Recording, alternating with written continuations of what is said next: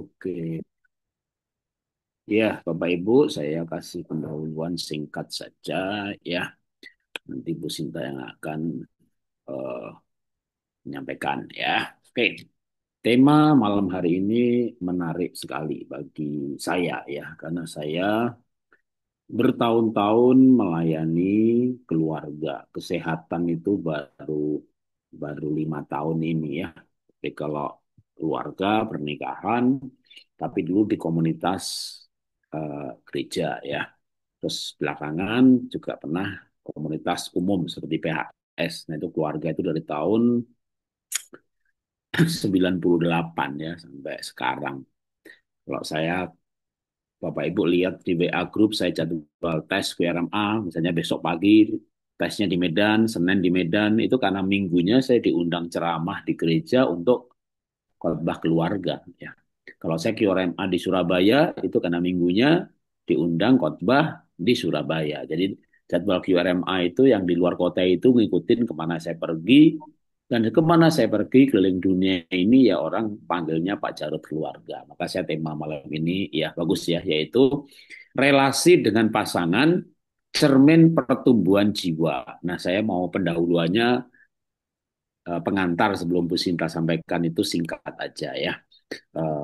Saya mau cerita sedikit ya. Waktu saya dulu pacaran ya, jadi saya pacaran itu saya sudah ikut namanya pemuritan ya. Kalau di Kristen itu pemuritan itu orang setelah bertobat, lahir baru, terus masuk kelompok belajar ya kayak kayak kalau di Islam mungkin kayak kelas kelas dakwah gitu ya. Tapi itu kecil, hanya maksimum itu 10 orang.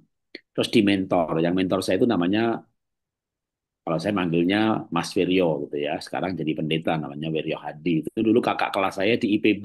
Nah, pemuritan itu belajar secara runut, secara sistematis ya, tapi bukan belajar Alkitab sebenarnya, tapi belajar hidup. Jadi diajari menolong, diajari berbuat baik, diajari pelayanan. Nah, salah satunya ketika belajar modul citra diri, mengenal diri sendiri, mengenal orang lain, termasuk mengenal pasangan ya. Jadi kita pacaran tuh tahun 85, 86, 87, ya 8 mulai 84 sih ya.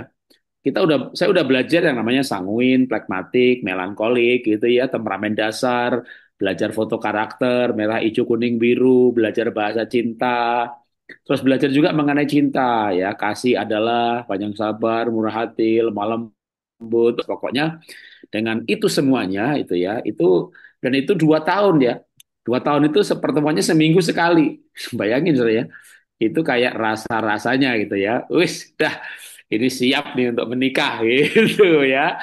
Udah ngerti semuanya mengenai relasi, mengenai gambar diri, citra diri, ego personality. Ah, udah siap dah nikah gitu ya. Udah pinter nih gitu ya. Terus saya menikah gitu ya. Begitu nikah tuh kok rasanya bodoh banget ya. Begitu nikah tuh rasanya kayak bodoh banget. Kayak ilmu semuanya itu, wah ilmunya belum. Ternyata begitu menikah itu Bapak Ibu ya. Orang itu baru belajar ya, ngerti yang namanya sabar itu apa, yang namanya mengalah itu apa, yang namanya bahkan mungkin tabah ya tergantung pasangannya kayak apa gitu ya. Walaupun yang pasangannya baik aja, beda temperamen dasar, beda foto karakter, beda kecenderungan perilaku. Akhirnya kita belajar benar-benar yang namanya mengalah, memahami, belajar menerima apa adanya, belajar minta maaf, belajar rendah hati, udah pokoknya belajar karakter itu ya.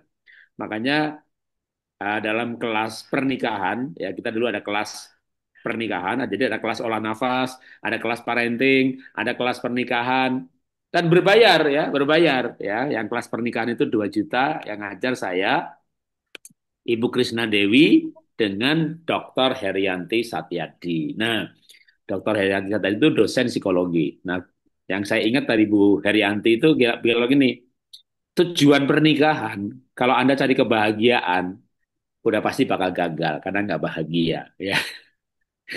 Lah terus apa dong namanya orang menikah kan pengen bahagia. Menikah itu untuk supaya pribadi kita menuju keserupaan, kembali kepada gambarnya Tuhan, karena kita diciptakan seperti gambarnya Tuhan, tapi gambar itu rusak karena dosa. Nah, tujuan menikah itu untuk kita kembali menuju gambarnya Tuhan. Kalau Bu Sinta pakai istilah kita kembali pulang gitu ya. Pulang kepada diri sendiri, pulang kepada Tuhan, diri sendiri itu kita gambarnya Tuhan. Nah, kalau pernikahan itu tujuannya untuk kita kembali pulang menjadi keserupaan dengan Tuhan, makanya ya yang namanya pasangan tuh alatnya Tuhan untuk membuat kita sabar, kita tabah, kita itu memahami orang lain. Maka begitu orang itu relasi suami istrinya itu bisa saling menerima, saling mengasihi, saya yakin banget dia pasti bisa mengasihi orang lain. Tapi kalau dia itu berkata aku mengasihi Tuhan, tapi tidak bisa mengasihi saudaranya yang kelihatan, pasangan yang kelihatan, itu dibilang munafik, bohong gitu ya. Tuhan nggak kelihatan bilang dicintai, lah pasangannya di depan mata aja dibilang setan. Setan itu. Gimana dia mengasihi jemaat? Ah, munafik, udah omong kosong. Gimana dia mengasihi sesama? Udah omong kosong, udah gitu. Pokoknya udah omong kosong aja udah dah. Terserah Anda mau tersinggung ya. Pokoknya kalau orang itu nggak bisa mengasihi pasangannya, makanya kalau saya ditanya, Pak, gimana cara sehat, Pak? Cintai setan satu itu. Karena kadang orang bilang pasangannya setan ya, saudara. Gimana? Suami dibilang setan, istri bilang setan. Ya, suami ketemu saya, Pak, istri saya kayak setan, Pak. Istri ketemu saya, Pak, suami saya kayak setan, Pak. Lah itu namanya dua setan menikah gitu ya. Itu dua orang yang sama dua orang yang sama sekali tidak dewasa, tidak mengerti diri sendiri, tidak memahami diri sendiri. Dan apakah orang itu masing-masing punya hubungan dengan Tuhan? Kok saya jadi ragu-ragu? Karena kalau kita berhubungan dengan Tuhan, bukankah Tuhan nanti akan ngajari suruh mencintai kekasihnya ya, bukan setan. Suami yang setan tuh gimana gitu. Saya sering ngomong begitu karena ketemu orang gitu loh Pak, yang bilang ada suami saya itu kunyuk, dibilang kunyuk lah, dibilang setan lah. Pacar gitu loh ya, suami itu pacar. Jangan bilang mantan pacar. Artinya kemesraan sudah berlalu gitu. Nah, ketika pernikahan itu dijalani dengan komitmen, tentu harus komitmen. Komitmen untuk bersama-sama sampai maut memisahkan. Karena begitu ada komitmen, baru ada pengampunan. Begitu komitmen, ada baru bisa ngalah. Kalau nggak ngalah, ya akan bubar. Makanya kalau nggak ada komitmennya, gimana bisa diproses karakternya? Sama juga dalam komunitas ya. Komunitas itu bisa masjid, punya gereja. Komitmen untuk tertanam di sebuah komunitas. Ada gesekan, ya mengalah. Nah, karena gesekan itulah proses. Maka pernikahan itu bukan hanya cinta, tapi ada komitmen untuk bersama-sama. Ya, kalau di saya itu sampai maut memisahkan gitu ya. Jadi hanya kematian yang bisa memisahkan. Makanya kalau saya ditanya, ya kalau yang nanya itu kebetulan Kristen, Pak boleh saya menikah lagi Pak? Boleh. Loh, bukannya nggak boleh? Boleh. Kalau pasangannya sudah meninggal. Waduh Pak, dia nggak mati-mati Pak. Itu masalahnya. Itu masalahnya. Makanya kalau dia belum mati, dicintai. Ya. Jangan didoakan supaya mati. Anda doakan dia supaya mati, Anda mati duluan. Karena orang kecewa mati duluan, orang kepahitan mati duluan, orang jahat mati duluan. Ya paling nggak mati rasa gitu kan.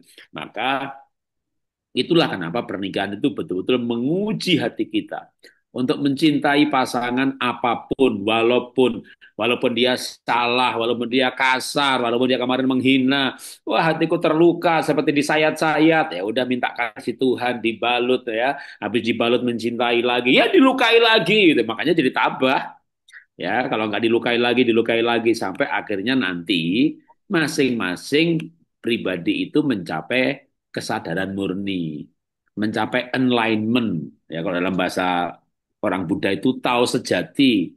Nah, meditasi itu akan membawa kita mempermudah kita fokus kepada, karena arti meditasi itu fokus kepada. Orang Kristen boleh meditasi, bolehlah fokus kepada Tuhan, fokus kepada tubuhnya bait Roh Kudus, fokus kepada Tuhan yang di dalam dirinya, fokus kepada, maka perjalanan spiritual itu akan lebih cepat mencapai kedewasaan. Jadi manusia itu apa ya? Dewasa biologis ya, udah keluar sperma, keluar telur. Dewasa psikologis, mengenal diri sendiri, mengenal orang lain. Dewasa spiritual, mengenal Tuhan penciptanya. Maka kedewasaan-kedewasaan itu akan membuat orang menuju kesempurnaan jiwanya. Karena kalau bicara kesempurnaan roh kita sempurna waktu Tuhan hadir dalam roh kita.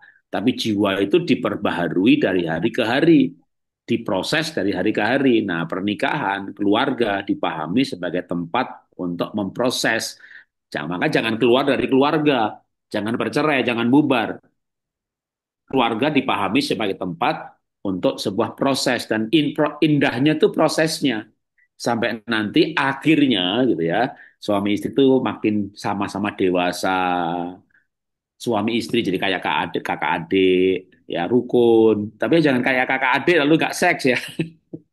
Salah juga.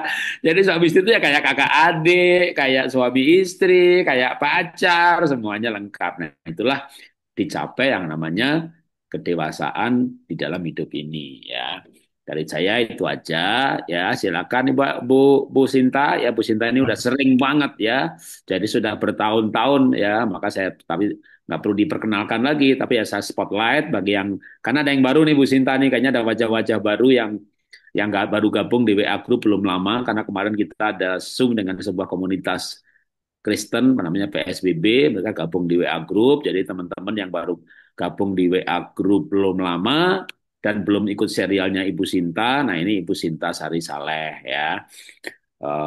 Yang malam ini akan mengajar mengenai pernikahan ya. Oke, monggo silakan Bu Sinta.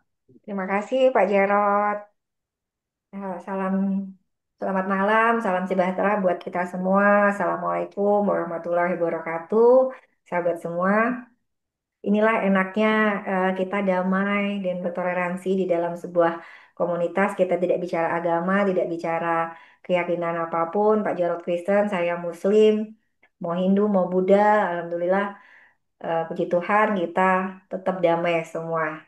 Saya sama Pak Jarot nih sama-sama berada di dalam sebuah camp yang ini adalah camp Trisi, camp Clean Your Body, Clean Your Mental, Clean Your Spiritual. Dan semakin ke sini arahnya semakin jelas bahwa eh, kesadaran itu perlu dibangun dan kesehatan itu perlu dibangun dari kesadaran. Nah, kenapa tema malam adalah ini adalah bagian dari kelas Garden of Light.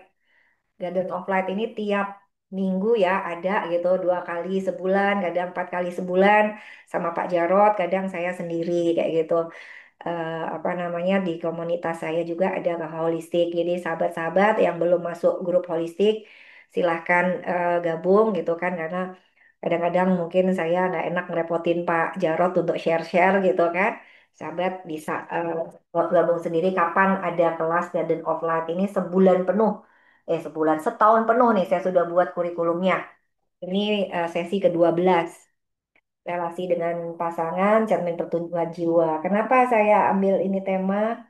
Karena pasien-pasien yang datang ke camp itu ini bagian dari apa namanya? Bagian dari pembelajaran. Pasien-pasien yang datang ke camp itu kebanyakan juga yang sakit itu adalah sering kali adalah dimulai dari bahasa Pak Jarod tadi saya tadi sebelah gitu. Jadi kalau orang lain yang menyakiti mungkin kita gampang memaafkan, gampang membuat itu tidak ada gitu. Tapi ketika itu dilakukan oleh orang terdekat kita, itu sakitnya itu benar-benar sakit banget gitu kan. Nah, itu yang ternyata membuat banyak sahabat-sahabat di camp yang hadir itu ya bisa jadi kena cancer, sinus, autoimun, bahkan stroke gitu kan karena tadi tidak terima dengan tidak terima dengan kondisi atau apa yang terjadi di samping kita ini, yaitu pasangan ini, baik itu bagi laki-laki maupun bagi perempuan. Oke, ini tema yang sangat-sangat dekat. Nah, sebelum itu mungkin Pak Rahmat bisa bantu share video ini tadi pagi, share video tadi Instagram. Jadi tadi pagi melek gitu kan, tiba-tiba masuk nih apa video ini gitu. Wah ini kok tahu amat ya Tuhan tuh ngasih video ini, pengen nanti tahu malam nanti malam ini kita akan bicara itu gitu. Buat saya ini adalah cerminan kita semua dan kita lihat nih dari video ini kita di fase berapa nih dengan pasangan kita.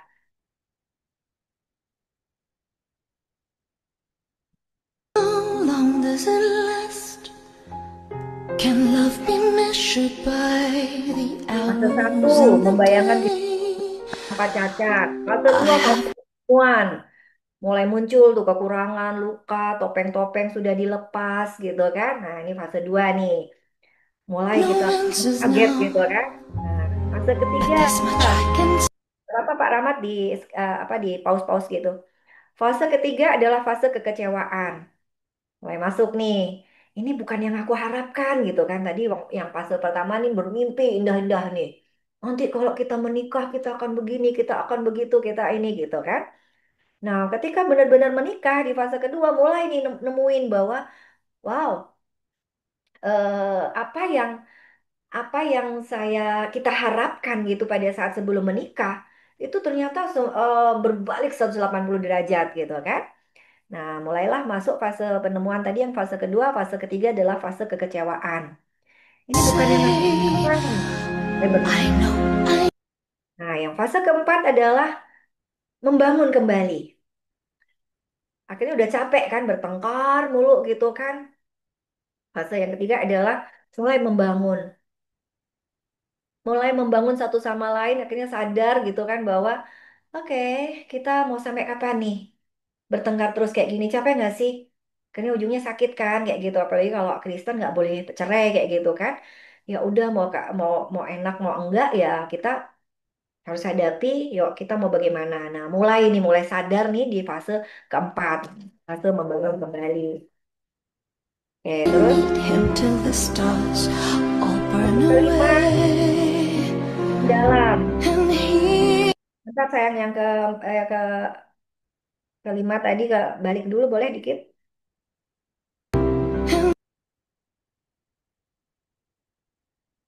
need him till the stars. Fase 5 mulai cinta, cinta mendalam. Telah melihat satu sama lain pada saat terburuk dan tetap bertahan. Di situ mulai muncul damai, gairah, kebersamaan, kayak gitu kan. Pertama, membangun mimpi. Kedua, penemuan. Ketiga, apa saya tadi? All Ulang, ulang. burn Mundur. away. Dan fase keenam adalah warisan. Fase ketiga apa coba? Oke. Fase kedua penemuan, fase ketiga fase kecewa. Nah, seringkali orang selesai di fase ini. Pertengkaran, mulai terasa pribadi. Mulai bertanya nih, apakah aku menikahi orang yang salah ya? Kok nggak sama seperti apa yang gue harapkan, aku bayangkan, aku pikirkan, atau mimpi-mimpi gitu kan. Contoh kemarin ada salah satu peserta camp yang dulu itu sampai mengatakan suaminya itu playboy syariah gitu kan. Itu kita ketawa berdua gitu kan. Kenapa?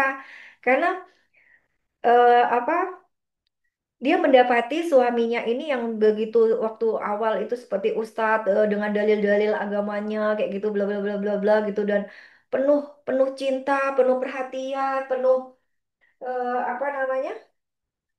Penuh kebijaksanaan gitu kan setiap waktu waktu masih pacaran gitu tiap jam nelpon bisa sampai 3 kali hanya untuk mengatakan rindu, nggak bisa jauh-jauh dari kamu, bla bla bla bla bla. Pokoknya kelihatan kayak benar-benar di surga gitu. Ketika menikah apa semua yang ditampakkan pada saat pendekatan tadi, PDKT itu nggak ada semua. Sehingga dia merasa saya benar-benar ditipu, dibohongi, dan sebagainya. Berpikir dong mau pisah, tapi saya malu, ini udah perkawinan kedua. Saya ini pendidik, pengajar gitu kan, nggak enak. Saya ini bukan artis, masa sih saya harus kan kecerai kayak gini. Akhirnya bisa mentertawakan diri, bukan lagi apa di akhir camp itu akhirnya hanya bisa mentertawakan diri dan sudah ya udahlah ini udah karma saya jalani ini semoga ini menjadi ladang amal buat saya sehingga saya bahagia dan baik-baik saja kayak gitu. Yes, berarti dia sudah mampu melampaui fase kecewa ini dan mulai membangun apa ya yang bisa minimal aja yang bisa kita bangun gitu dengan pernikahan ini kayak gitu kan. Nah, itu yang apa namanya yang perlu kita malam ini kita ulik adalah bukan tentang bagaimana nih kita mendapatkan sesuatu atau bagaimana kita mengubah pasangan itu sesuai mau kita, bukan sayang. Tapi yang kita Goal dari pertemuan ke malam hari ini adalah bagaimana kita bisa berdamai dengan itu semua dan akhirnya menjadi saluran cahaya, saluran cinta, saluran kasih Tuhan.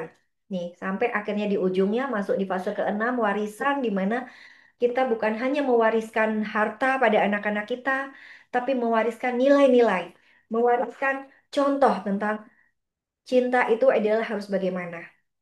Itu sahabat. Ya, jadi jangan harapkan ini nanti apa namanya, bagaimana kita mau akan mengubah gitu kan? Tidak. Nah, rambu-rambunya adalah ketika ketika kita hadir nih malam ini kita setel niat dulu nih. Bukan kita mencari siapa yang salah, tapi dari pasangan ini apa yang bisa ku pelajari. Kita menciptakan ruang aman bahwa semua pengalaman yang kita alami bersama pasangan itu valid. Tidak ada dalam hal ini untuk saling menghakimi. Oke, menegaskan kerangka cermin bahwa pasangan itu adalah refleksi untuk bertumbuh. Oke, kita belajar mengenali diri bukan mendiagnosis pasangan. Dan kita tetap harus memiliki, walaupun kita menikah dalam satu rumah tangga, kita tetap harus punya batasan yang sehat tentang siapa saya dan siapa dia. Oke, itu dulu ya rambu-rambu. Kita malam ini kita bukan sibuk mendiagnosa pasangan, tapi justru sibuk untuk melihat ke dalam, merefleksi ke dalam diri kita, memahami diri kita dengan lebih baik. Jangan sampai kita berpikir bahwa pasangan tuh hadir untuk apa sih? Kita mengira bahwa pasangan yang hadir tuh melengkapi kita. No. Tadi Pak Jarod bilang kalau Anda ingin mengatakan bahwa Anda ingin mendapatkan kebahagiaan dalam perkawinan, itu bisa iya bisa tidak gitu kan. Tapi ketika Anda berangkat dari situ terus kemudian Anda kecewa, maka kemudian hilang gitu kebahagiaan Anda. Nah, itu yang tidak tepat gitu sayang. Nah, di dalam sesi malam ini, saya ingin mengajak sahabat untuk mulai menyadari bahwa pasangan itu adalah cermin bagi kita. Cermin buat apa, Bu? Cermin buat pertumbuhan jiwa kita. Buat apa? Agar kita bisa melihat bagian diri kita yang belum sembuh, belum sadar, dan belum pulang sempurna. Pulang kemana, Bu? Pulang ke dirimu. Pulang kepada kesejatian dirimu. Pulang pada siapa sih who am I ini? Siapa sih diri kita sebenarnya? Maka malam ini tuh kita hadir bukan untuk mengoreksi pasangan sayang, tapi dengan keinginan besar untuk memahami diri dengan lebih baik. Oke, yuk tarik nafas perlahan dulu. Kita tenangkan hati kita. Hembuskan pelan. Katakan dalam hati, ya Tuhan, malam ini aku siap belajar tentang cinta yang sejati. Engkau akan bisa melihat bahwa sebenarnya engkau mampu bertahan sampai hari ini. Kenapa sih? Bukan melulu karena takut malu, takut cerai, bukan. Tapi sebenarnya ada cinta di hati kalian masing-masing. Itu yang memberi kekuatan Anda semua hari ini masih bertahan bersama pasangan yang mungkin sangat jauh dari harapan dan mimpi kita dulu ketika kita menikah. Ya, mari hadir dengan hati yang terbuka, bukan tentang mencari siapa yang salah, tapi tentang belajar melihat siapa diri kita ini lewat cermin bernama pasangan. Coba kita renungkan. Kita renungkan betul-betul dalam perkawinan kita hari ini. Apa yang paling sering memicu pertengkaran dalam relasi Anda? Coba catat, ada kertas atau ini di dekat Anda atau di HP Anda ada catat nih. Apa yang paling sering memicu pertengkaran dalam relasi? Atau apa yang Anda harapkan dari pasangan yang belum terpenuhi? Coba, ada, boleh dibuka Zoom-nya, apa videonya, kita interaksi. Bu Adrian, Bu Adrian Ramenusa. Hai, namanya bagus banget. Bisa dibuka Bu Zoom-nya, ya apa videonya? Bisa dibuka videonya? Ah, ada Bu Baria. Ada Pak Amir, Amri. Mohon maaf Bu Sinta, bukannya gimana? Ya udah itu Ibu bicara kan itu ya udah berarti udah kebuka kan. Masuk mana? Apa yang paling sering memicu pertengkaran dalam relasi ibu dengan suami? Yuk, kita data. Ibu paling sering bertengkar soal apa? Keuangan? Bertengkar. Ibu Tanggung paling Bertengkar jawab sering Bu Sinta. bertengkar sama suami soal apa? soal Tanggung keuangan, jawab. Keuangan. Dua, Pengertian. soal anak. Kedua, pengertian. Ketiga, soal anak. anak, ya. Anak. Apalagi soal mertua atau keluarga. Ya. Kadang-kadang soal sepele, Eh, apalagi Tanggung jawab. tanggung jawab. Apalagi kepekaan.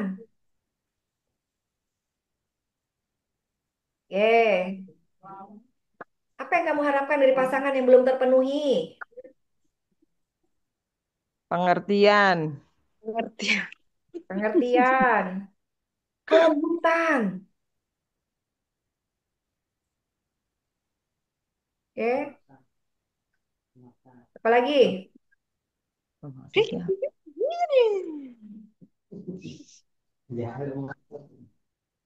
masing-masing akan baik. Bukan pada kamu deh.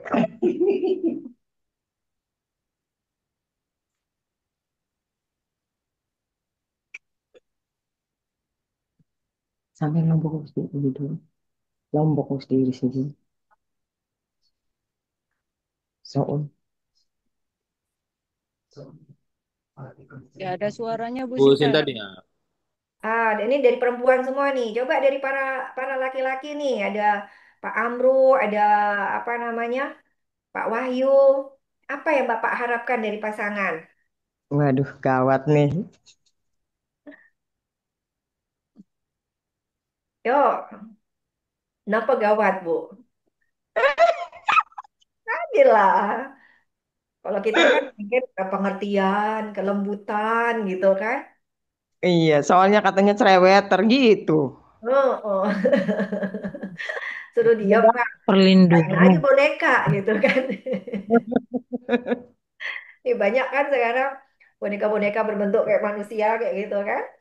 Iya, Apalagi coba, coba para wanita-wanita nih, sini banyakkan wanitanya nih. Ketika nih Anda apa namanya? Anda bicara kita bertengkar banyak soal uang misalkan. Terus kita iya. bicarain yang kita harapkan nih, walaupun dia tidak memberikan, tapi dia tetap bersikap manis, tetap memeluk kita, tetap meminta maaf, misalkan kira-kira terobati nggak? Terobati, Bu. Kadang-kadang Terobati. malah emosi semua. Nah, ini yang ada kebanyakan udah tidak memenuhi harapan terus tambah ini gitu kan, nyebelin gitu kan, marah-marah, nuntut gitu kan. Nah, jadi buat dari sudut pandang laki-laki juga sama gitu kan. Ibaratnya nih kita sudah semakin semakin umur kan badan udah semakin melar ceritanya gitu kan. Di luar sana tuh banyak banget tuh cewek-cewek yang ini gitu kan. Terus kita juga cerewet misalkan kayak gitu. Ibaratnya kan ini apalagi yang bisa aku lihat dari dia ya gitu kan. Kira-kira ada nggak itu di dalam benak para pria ini? Udah, anak beli sama aku. Iya nggak sih? Nah, seperti itu gitu loh. Atau udah sakit-sakitan gitu kan. Papa saya, mama Enggak. saya itu sendiri dulu sering Kenapa? ngomel gitu sama papa saya gitu kan. Oh, bosnya saya gak loro sampean niku. Dari ujung kaki sampai ujung rambut apa loro kabeh. Kayaknya tuh hanya jempol sampean saya nggak loro gitu nih mama saya dulu kalau bertengkar sama papa saya itu saya sekarang mah saya cuma ketawa gitu pada saat dulu mereka bertengkar kan takut Kita sebagai anak gitu kan ngumpet gitu di apa kamar gitu ngelihat mereka teriak-teriakan gitu. Artinya apa sih? Udah sakit-sakitan, cerewet, duit nggak dikasih gitu kan. Terus minta pelayanan yang bak raja kayak gitu kan. Yang sering Yang saya tangkap ekstra. dulu. Seperti itu gitu kan. Yang semua harus diladenin. Bapakmu itu loh. Gak marah tuh. Bapakmu itu loh. Masak air, masak banyu aja loh gak iso. Katanya. Masa banyu aja loh gosong. Masa air aja gosong kayak gitu artinya semua harus dilayani terus istri juga kerja mama saya kerja dari pagi sampai malam juga berkontribusi penuh juga ke keluarga pulang-pulang masih harus nyiapin ini itu terus salah masih dimarahi gitu kan terus bapaknya yang apa sakit-sakitan hanya ya itulah drama rumah tangga yang mungkin hadir hari ini juga di rumah kita gitu kan. Seringkali yang kita cari dari pasangan sejatinya adalah bagian dari diri kita sendiri yang belum kita terima sebenarnya. Itu aja kita renungkan. Oke. Pelan-pelan. Mengapa relasi itu sakral?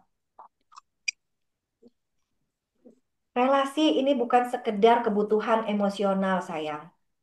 Bukan juga sekedar apa ya, sebuah perusahaan di mana ada yang satu yang bekerja terus apa itu uangnya dipakai untuk ini bukan itu gitu, sayang. Tapi sebenarnya relasi itu kita kalau kita mau meninggi lagi kesadaran itu adalah sebenarnya adalah ruang spiritual kita untuk tumbuh dan bercermin. Jadi jangan harapkan pasangan itu hadir seperti pangeran pahlawan yang membawakan sepatu kaca Anda yang satunya gitu loh. Bukan hadir untuk menyelamatkanmu sayang, tapi justru untuk menyadarkanmu. Jadi jangan pernah berpikir bahwa dia hadir itu untuk melengkapi apa yang kamu tidak punya. Bukan, bukan sekedar itu gitu loh. Bukan sekedar bahwa dulu kamu apa berada di dalam rumah di mana kamu tidak dicintai oleh kedua orang tuamu, terus rasanya pengen cepat-cepat menikah supaya ada yang mencintai gitu kan? Ternyata Ya, ketika menikah, yang kita hadapi adalah pengemis cinta juga tuh. Dia tidak punya cinta untuk mencintai kita, tapi justru menuntut cinta dari kita. Yang ada adalah dua pengemis cinta di dalam satu rumah yang saling menyakiti. Betul? Ini yang sering terjadi di dalam hubungan. Pasangan itu hadir untuk membawa cermin bagi Anda bahwa engkau perlu melihat sisi yang tersembunyi dalam dirimu.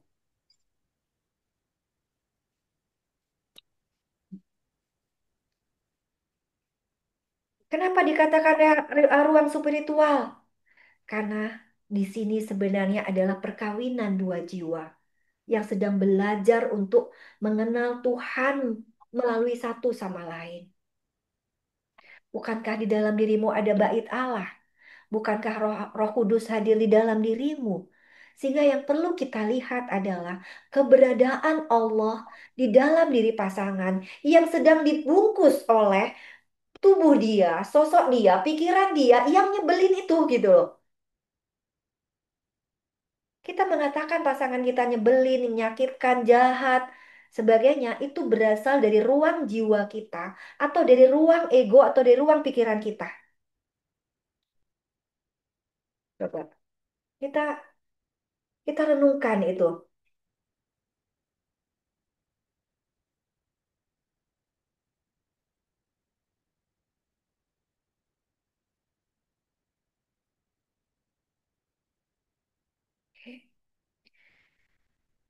Pasangan hadir itu sebenarnya adalah guru bagi jiwa Anda, bukan sekedar penghibur hati. Dia bukan bukan kita harapkan jadi penyanyi atau jadi aktor atau aktris yang meramaikan hidup kita, sayang. Tapi dia sebenarnya hadir untuk sebagai guru bagi jiwa kita. Ia datang bukan untuk menyembuhkanmu. Jangan pikir bahwa dia hadir untuk harusnya aku tuh punya luka dulu papaku tuh selingkuh. Aku punya luka yang belum terobati. Sekarang kamu selingkuh lagi. Seakan-akan mengingatkan luka itu sama papaku dulu. Dia pergi meninggalkan keluarga, meninggalkan kami untuk wanita lain. Sekarang kamu buat lagi. Tega-teganya kamu. Tuh kan?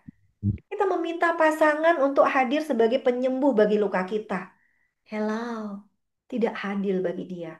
Dan sebenarnya dia hadir hari ini dengan selingkuh yang dia lakukan, justru sebenarnya adalah sedang menunjukkan bahwa Anda belum selesai dengan luka-luka masa lalu Anda dengan papa Anda.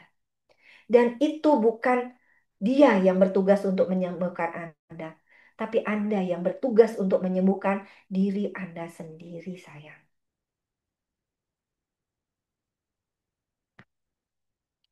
Justru orang yang paling kita cintai itu justru akan dia yang akan berperan besar untuk menekan tombol luka terdalam di dalam diri Anda.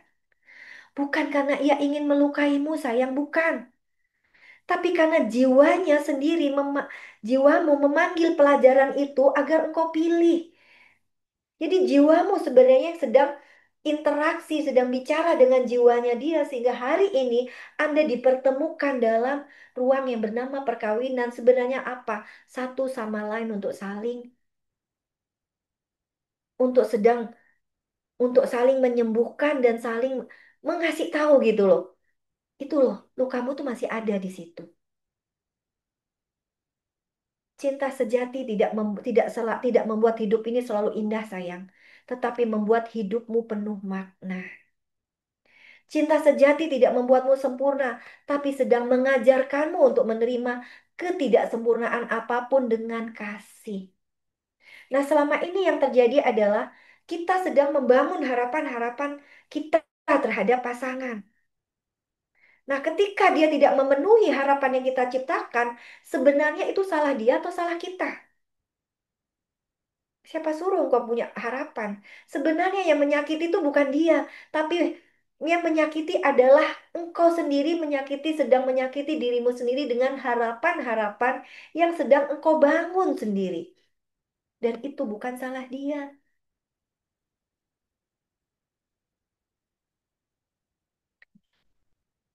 Pasangan sebagai cermin jiwa, ibarat shadow. Di sisi diri yang sedang kita tolak, itu pasti akan dimunculkan oleh pasangan. Misal kamu marah pada sifat pasangan yang keras. Jangan-jangan Anda sendiri yang sedang keras sebenarnya. Anda menolak sisi tegas, sisi keras dalam diri Anda. Nah, seringkali luka itu berulang. Pasangannya berbeda, tapi lukanya sama. Artinya apa? Akarnya belum sembuh. Dan cermin jiwa ini, kondisi pasangan Anda hari ini, itu sebenarnya sedang menampakkan tiga hal dari diri Anda. Yang pertama adalah luka lama yang belum sembuh. Dua, kebutuhan-kebutuhan dasar yang belum terpenuhi. Tiga, pelajaran yang Tuhan ingin engkau pahami. Renungkan saja. Ini yang seringkali muncul di dalam diri Anda hari ini. Ada seorang pria yang saya kenal menikah sampai 5 kali. Dan lima-limanya itu dia selalu mengatakan apa? Istri saya nggak setia, istri saya berkhianat, istri saya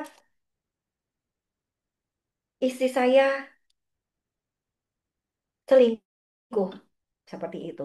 Ketika saya konfirmasi dengan pasangan istrinya, benar Bu yang dikatakan suami, itu kan versinya dia Bu. Saya loh yang dikatakan berkhianat itu, yang dikatakan selingkuh, yang dikatakan mengkhianat itu apa sih? Saya ketemu sama kita baru reunian, terus habis itu kita ketemuan nih. Saya tidak ketemuan berdua loh. Saya ketemuan itu berlima saat itu ngelanjutin setelah reunian gitu. Terus kita ngelanjutin nih. Berapa hari kemudian ketemuan lagi di kafe kan, kan seru gitu loh Bu ketemu orang dari masa lalu, kita bisa ketawa-ketawa saling mentertawakan kelucuan-kelucuan kita dulu waktu SMA gitu kan. Terus habis itu dilanjutkan dengan chat kayak gitu kan. Ya Sebatas itu gitu, dan saya tidak pernah menghidden atau menghapus percakapan saya sama dia gitu. Dan bisa lihat HP saya tidak dikunci. Itu dia bisa marah sekali. Ternyata apa sahabat? Si pria itu punya luka masa lalu yang belum selesai dengan mamanya. Dulu waktu kecil, mamanya tuh ternyata istri kedua atau istri simpanan malah dari seorang ayah yang itu TNI. TNI nggak bisa nikah dua gitu kan. Nah, TNI-nya bapaknya ada di Surabaya, mamanya ada di Bandung. Ditengok sama papa itu setahun sekali aja belum tentu gitu kan. Jadi ya namanya istri simpanan kan. Jadi apa ya disimpan gitu loh. Jadi benar-benar dirahasiakan gitu. Jadi datang aja belum tentu setahun sekali. Nah, mungkin karena kesepiannya si mama ini, dia menjalin hubungan sama pria lain dan itu yang dia lihat dulu pada masa kecil. Ada dua tiga om yang dia harus memanggilnya om itu keluar dari kamar mamanya dalam keadaan telanjang cuman pakai celana dalam kayak gitu kan ke kamar mandi itu hanya pakai celana dalam di situ saat itu dia tidak mengerti itu apa gitu kan. Tapi ketika dia besar, memori itu muncul dan dia marah. Oh, ternyata dulu itu mamaku memasukkan laki-laki itu adalah dia sedang berselingkuh. Itu yang dia jijik sekali dengan mamanya, jijik dengan ininya. Bahkan mamanya meninggal pun dia tidak mau datang. Buat dia nggak ada lagi tuh yang namanya mama itu. Itu luka yang belum sembuh. Dihadirkanlah dengan wanita-wanita yang seakan-akan berkhianat atau tidak setia tadi, padahal sebenarnya tidak. Tapi itu karena luka lama dia yang belum terpenuhi itu gitu kan. Ini hal-hal seperti ini yang sering kali terjadi dan hadir di ruang praktek saya dan ujungnya tidak sembuh di ruang praktek, ujungnya se- apa namanya sakit parah hadirlah di camp. Itu yang sering terjadi adalah urusannya adalah dengan luka-luka lama yang belum selesai di masa lalu. Setiap kali engkau tersinggung, marah, kecewa pada pasangan, ini sebenarnya bukan tentang dia, sayang. Ini tentang dirimu sendiri yang sedang diminta Tuhan untuk dilihat. Kita sering berkata, kenapa ya kok dia begitu kerasnya gitu kan? Padahal sebenarnya yang kamu tolak adalah bagian dirimu yang juga keras, tapi kamu tidak terima dengan hal itu. Kamu tidak sadar bahwa dirimu juga sebenarnya orang yang keras. Kenapa ya? Dia cuek dan dingin banget sama saya. Mungkin karena Anda sendiri belum belajar memberi hangat pada dirimu sendiri.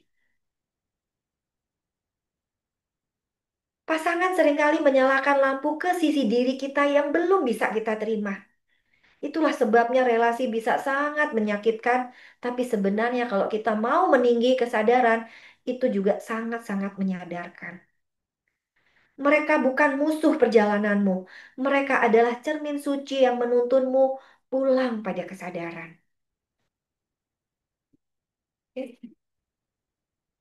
Ketika hubungan ini mulai terasa berat, biasanya karena dua ego sedang berperang, bukan dua jiwa yang saling memahami.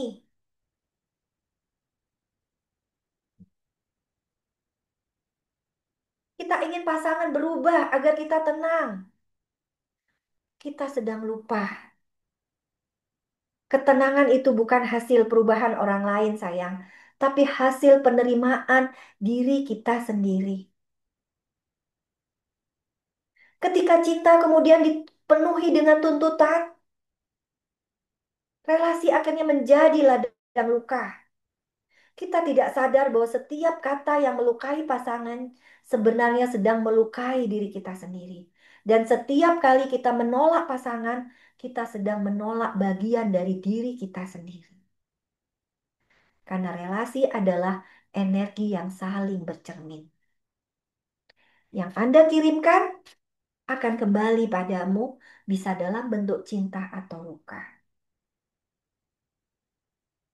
Ini yang menunjukkan bahwa relasi ini belum sadar. Ini nih. Ingin pasangan berubah agar kita tenang. Kita seringkali mengontrol, menyalahkan, atau terus menuntut cinta. takut kehilangan, cemburuan, sulit mempercayai. Padahal sebenarnya itu adalah diri Anda yang belum selesai. Emosi meledak tanpa tahu sebabnya hanya karena dipicu oleh hal-hal yang kecil. Kita terluka bukan karena pasangan sebenarnya, tapi karena luka lama yang disentuh olehnya. Jadi ibaratnya luka itu udah ada lama sayang. Cuman ditensoplas, nggak disembuhin. Pasangan hadir untuk nyenggol luka itu. Nyenggol luka itu sehingga terasa, uh, sakit banget gitu. Dan kita marah ke dia gitu. Seakan-akan dia penyebab luka itu. Padahal bukan. Luka itu sudah ada lama. Ada yang disadari luka itu, ada yang tidak disadari. Ini contoh. Saya sendiri mengalami. Suatu hari nih, suami pagi-pagi minta hubungan. Udah buka baju, udah telanjang gitu tempat tidur. Terus tiba-tiba HP-nya bunyi gitu. Terus saya bilang, jangan diangkat dong kayak gitu. Nanti pasti lama gitu kan. Diangkat. Diangkat ternyata urusan sama yang tukang. Udah, urusan sama tukang pasti jadi panjang kali lebar sama dengan luas. Akhirnya nggak jadi. Saat itu tuh, saya jadi marah sekali, semarah-marahnya. Saya juga heran gitu loh, kenapa saya marah ya? Kok jadi semarah ini gitu kan? Padahal sih biasa aja tadi ogah-ogahan sih dia mau minta itu tuh ogah-ogahan sebenarnya gitu kan masih ngantuk gitu. Dia minta pagi-pagi gitu kan. Ntar nanti lah gitu. Tapi dia ya udahlah saya hargai gitu. Dia udah udah tegang gitu kan ya udah saya hargai saya ikut buka baju. Sampai 2 hari tuh saya akui saya masih marah sama dia sampai saya bilang kamu jauh-jauh deh. Aku lihat kamu kayaknya pengen ngelempar pakai ini deh pakai apa? Pakai asbak deh. Pak, sorry ya, sorry tuh sih ya. Aku marah banget gitu. Dan terasa gitu, marah banget gitu. 1 sampai 10 tuh, kalau dihitung tuh udah level 10 gitu marahnya gitu. Saya pikir kenapa saya marah dan saya tetap tidak memahami kenapa saya marah sedemikian rupa kayak gitu. Sampai akhirnya 2 hari kemudian saya meditasi. Sampai juga kan marah terus gitu kan. Dah meditasi tuh ke dalam. Saya bertanya pada diri saya, bagian diri mak saya yang marah itu yang mana? Kenapa saya marah sedemikian marah? Biasa aja kali nggak jadi bercinta ya udah gitu kan masih bisa diulang nanti gitu.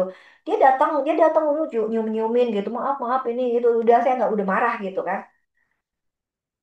Itu sampai 2 hari. Ternyata apa sahabat? Saya dapat jawaban dari sakala meditasi itu dibukakan.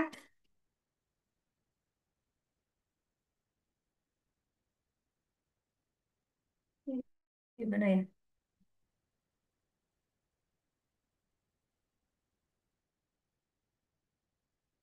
Nah, itu dibukakan suatu memori di pikiran bawah sadar saya yang sehari ini saya tidak ingat, tapi pada saat meditasi itu muncul. Apa? Yaitu apa 5 hari saya dia dibungkus bayi kecil Sinta kecil ini dibungkus dalam bedong itu diserahkan oleh suster ke papa saya dan papa saya mengatakan apa tak apa no bayi iki mau tak apakan bayi ini jadi ceritanya mama saya tuh meninggal 5 hari setelah melahirkan saya. Nah papa saya menerima bayi itu dari suster. Selamat ya Pak, anaknya cantik, bayinya perempuan cantik sekali. Papa saya bukannya happy menerima bayi itu dari tangan suster, yaitu saya. Yang ada dia mengatakan, apa tak apa no bayi iki. Lah ininya bingung gitu ya.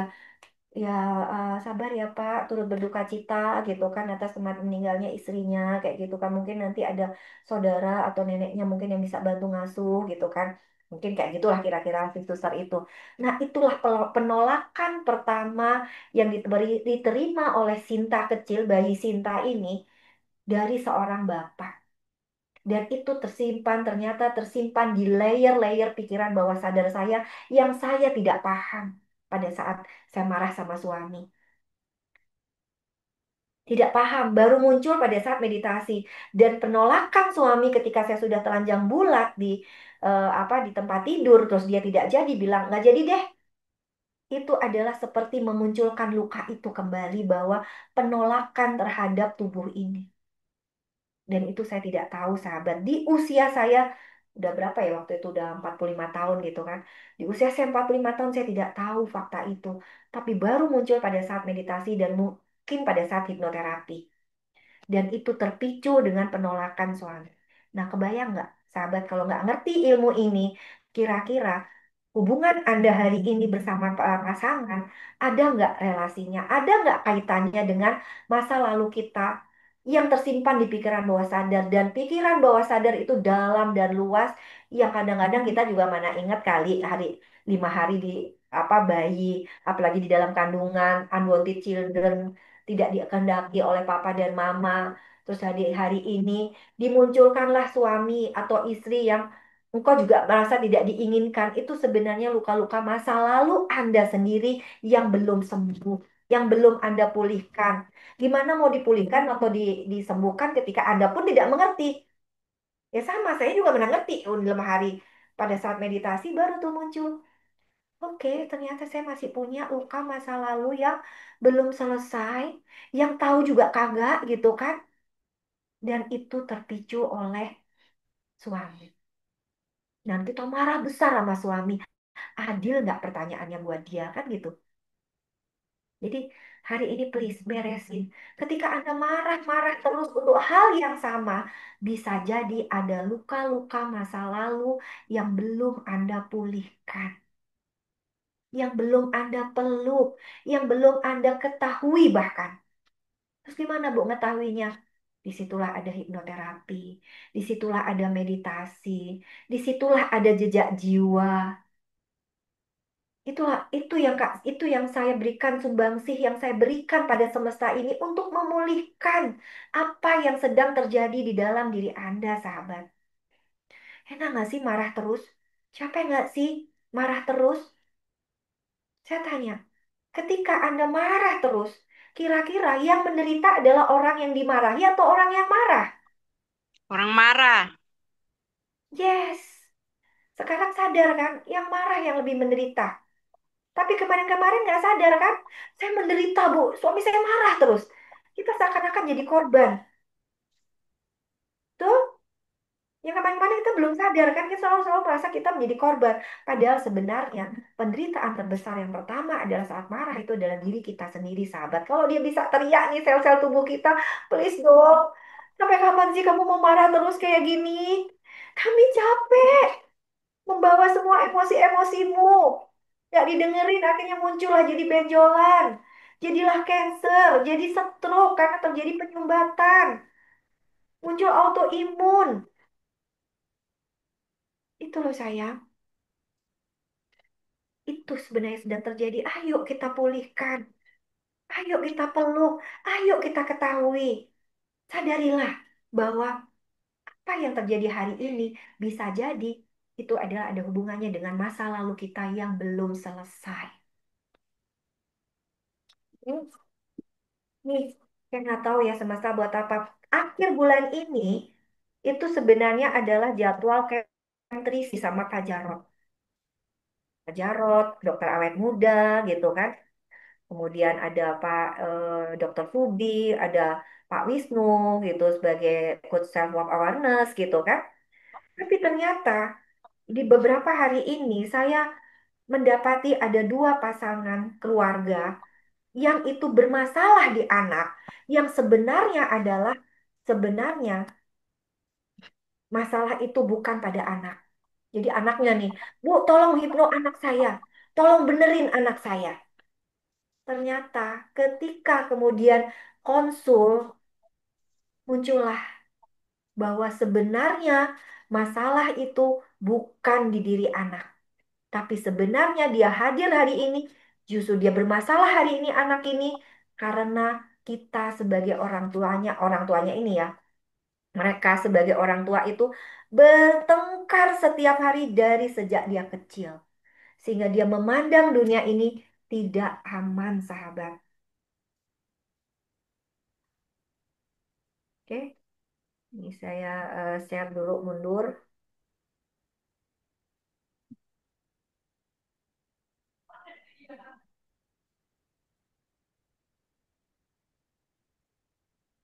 Ini yang disebut dengan holistic cycle, sayang. Individu A, individu E, papa dan mama. Ketika masing-masing pasangan ini masih membawa luka-luka masa lalu yang belum selesai dengan mamanya dulu, dengan papanya dulu, dengan orang tuanya dulu, kehidupannya dulu, maka ketika menikah, kira-kira pernikahannya harmonis nggak? Dulu sering diabaikan sama mama, tidak dicintai, disalahkan terus oleh papa dan mama misalkan. Maka hari ini ketika suaminya lahir, itu sakit banget. Nggak pede, salah terus, salah terus. Padahal sebenarnya adalah akarnya adalah dulu dia juga sering disalahkan oleh papa dan mamanya dan itu membuat dia kepercayaan diri dia di titik terendah. Hari ini dihadirkan pasangan yang juga sering menyalahkan. Akhirnya pernikahan tidak harmonis. Karena apa? Luka-luka masa kecil, masa lalu belum dipulihkan. Kita menganggap suami kita tidak menghargai kita, tidak mencintai kita. Padahal sebenarnya bukan. Tapi kita sendiri yang masih punya luka dengan masa lalu kita yang belum selesai. Ketika pernikahan ini tidak harmonis, kira-kira ketika berada di dalam keluarga, bermasalah nggak keluarga ini? Pasti Pasti. bermasalah. Anak-anak contoh aja, indikasi keluarga bermasalah, anak-anak di kamar terus. Nggak pernah mau keluar.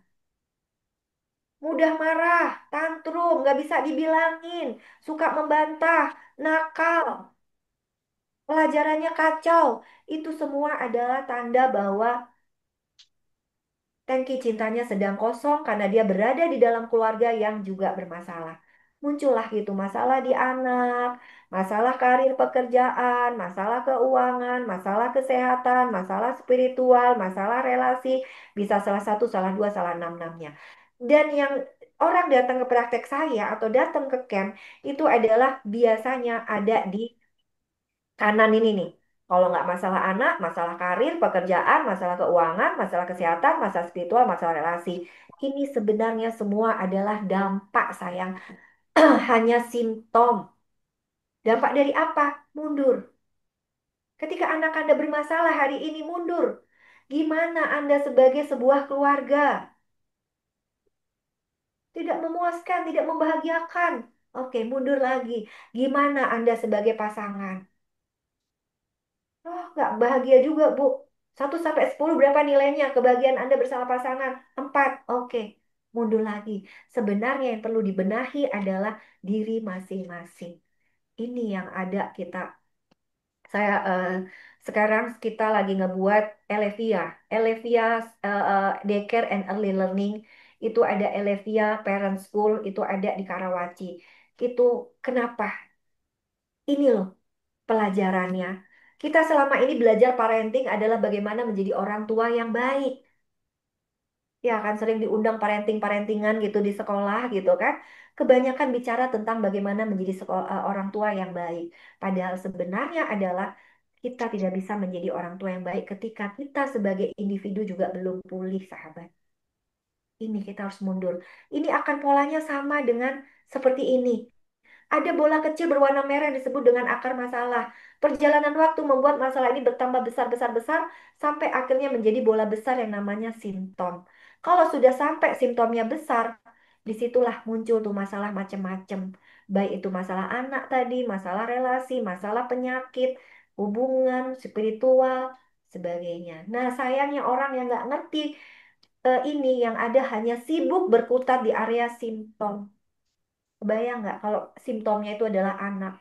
Anaknya dibawa ke sana kemari, dari satu psikiater ke psikiater yang lain, dari satu dokter ke dokter yang lain, sakit-sakitan, secara mental dia rapuh, depresi, bipolar, halusinasi, bahkan sampai schizofren. Anaknya terus yang diintervensi. Padahal sebenarnya kenapa dia seperti itu? Ternyata berasal dari keluarga yang belum pulih juga. Mundur lagi, berasal dari pribadi mama papanya yang belum pulih, sayang. Kasihan kan anaknya? Itu yang sering saya temui di pasangan-pasangan di keluarga yang datang ke sini gitu kan. Jadi saya bilang oke, kayaknya nih camp akhir bulan ini temanya adalah tema keluarga karena ada tiga pasangan keluarga dengan anak yang mau ikut camp bareng ini. Jadi buat sahabat-sahabat yang masih bermasalah sama anak-anak nih hari ini, yuk kita punya ruang nih besok akhir apa namanya?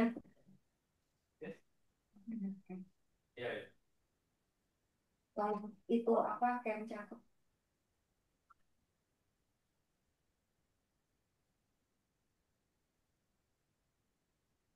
Jadi disitulah apa namanya?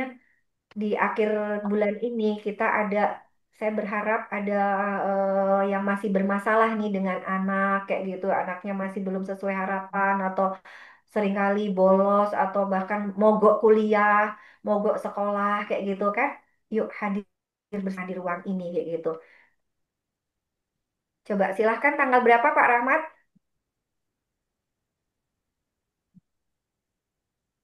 Tanggal berapa nih campnya nih? Oke, good.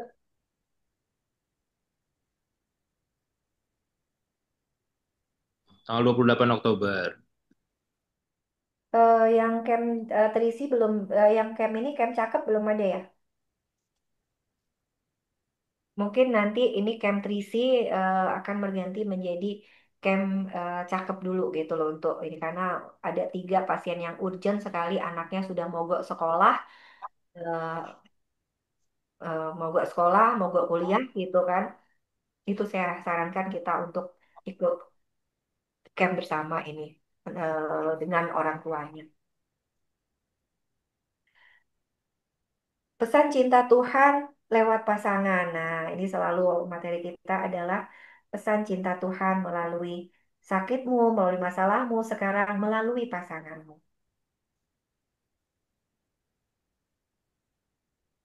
Tuhan berbicara lewat relasi Anda, bukan lewat kata-kata. Dan pasangan datang membawa tema pelajaran jiwa, yaitu bagaimana Anda belajar memberi kasih tanpa syarat, belajar untuk menerima diri, belajar untuk utuh maskulin dan feminim ini. Dan maskulin feminim ini tidak selalu dalam bentuk jenis kelamin, sayang. Boleh nggak sih seorang pria wanita akhirnya menjadi tulang punggung keluarga sehingga dia menjadi maskulin, maskulinnya lebih dominan, si suami menjadi di belakang. Kalau itu disepakati dan diterima dengan apa adanya, masalah nggak? Enggak, Bu. Tidak. Tapi akan menjadi masalah karena tidak diterima.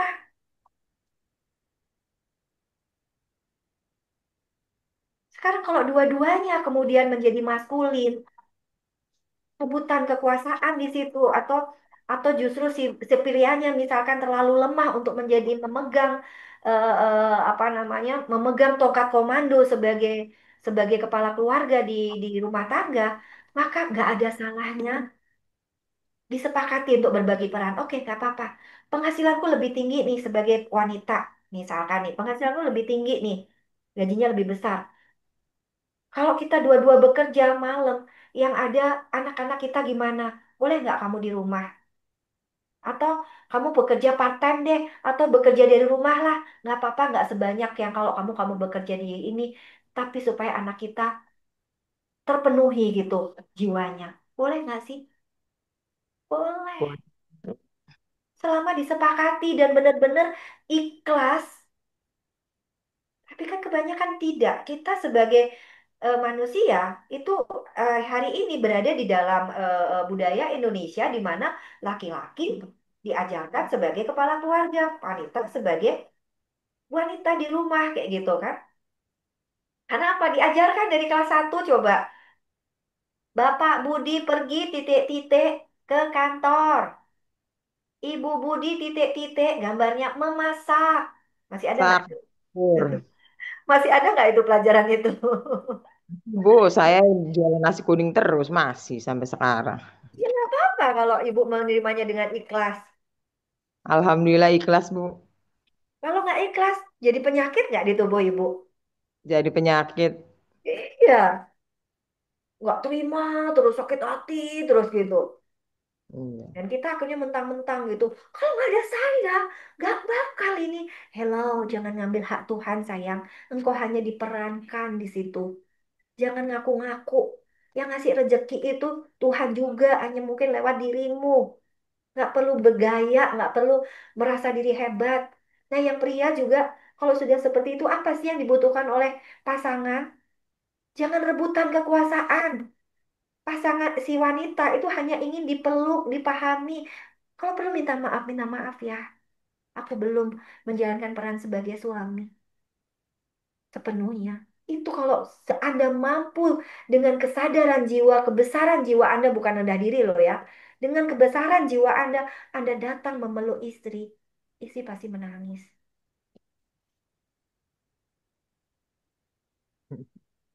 Ketika saya misalkan dari pagi sampai malam kayak begini, praktek dan sebagainya. Terus suami saya datang membawakan saya minum, megang tangan saya, buat saya sudah cukup. Artinya dia paham dan tatapan matanya sudah mengatakan bahwa aku di sini bersamamu. Buat saya sudah cukup.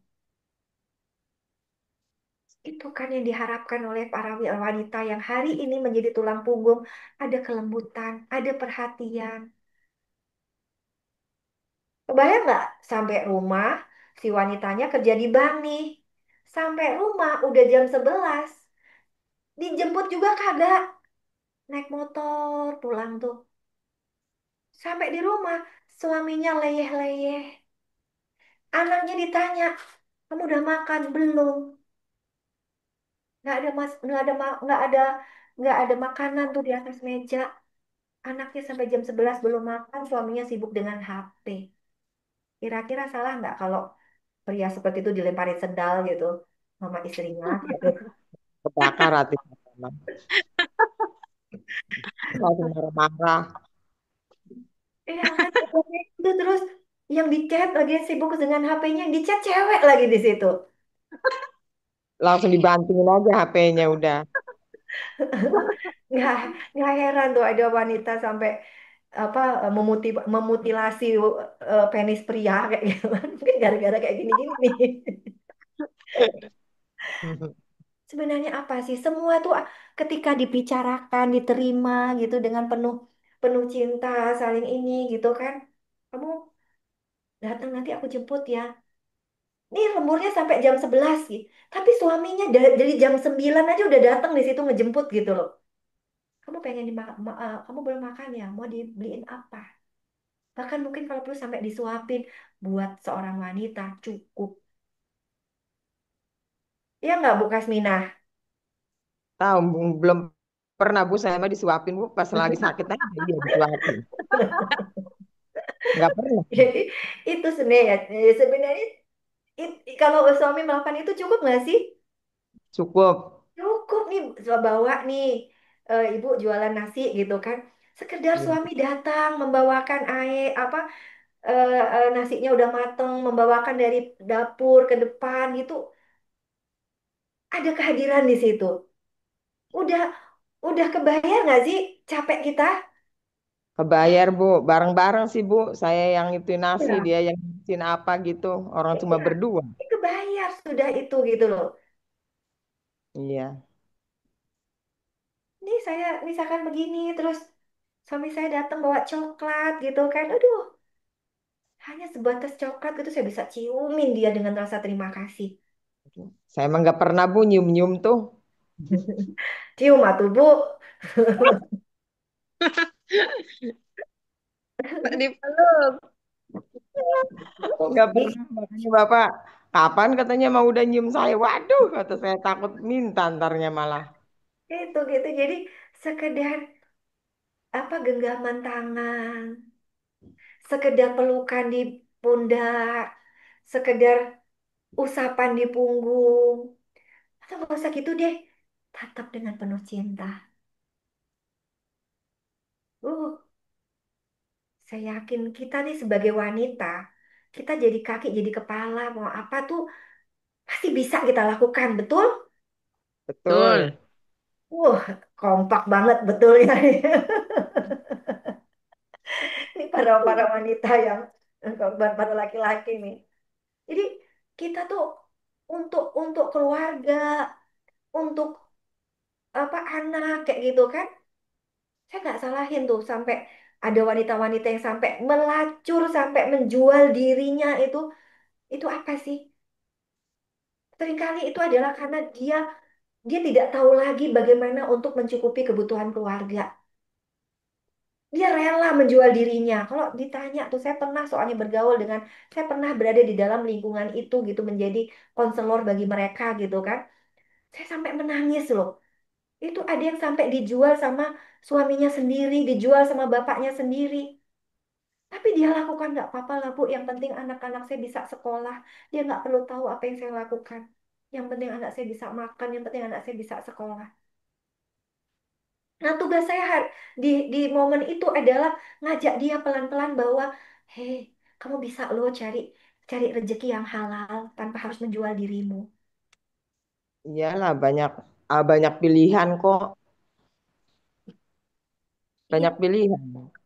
Tahu jualan pecel, jualan nasi kuning, jualan gorengan. Kalau saya mah banyak pilihan sih. betul kayak gitu kan. Itu kan di kita yang tidak di Ada, situ, Bu. Tapi ada ketika kita pilihan berada di sih. situ, Ibu juga akan menangis kok. Ternyata mereka juga banyak banyak berada di situ tuh bukan mau mereka gitu loh. Iya, Ngejual itu adalah suami mereka sendiri, bapak mereka sendiri. Itu gitu loh. Jadi banyak hal yang kita nggak bisa menjudge, oh mereka itu begitu-begitu. Tapi yang saya ingin tekankan di sini adalah kita sebagai seorang wanita, kepala jadi kaki, kaki jadi kepala, tidur 2 jam pun kita lakoni nggak sih untuk keluarga?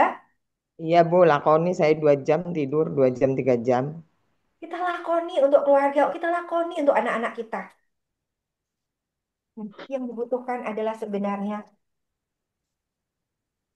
ke apa kehadiran tuh kalau bagi para pria tuh kehadiran di situ gitu. Tapi ketika dia tidak hadir pun ya udah jangan sampai kita kemudian mendem hati terus sakit hati terus di situ ujungnya nggak kemana-mana sayang.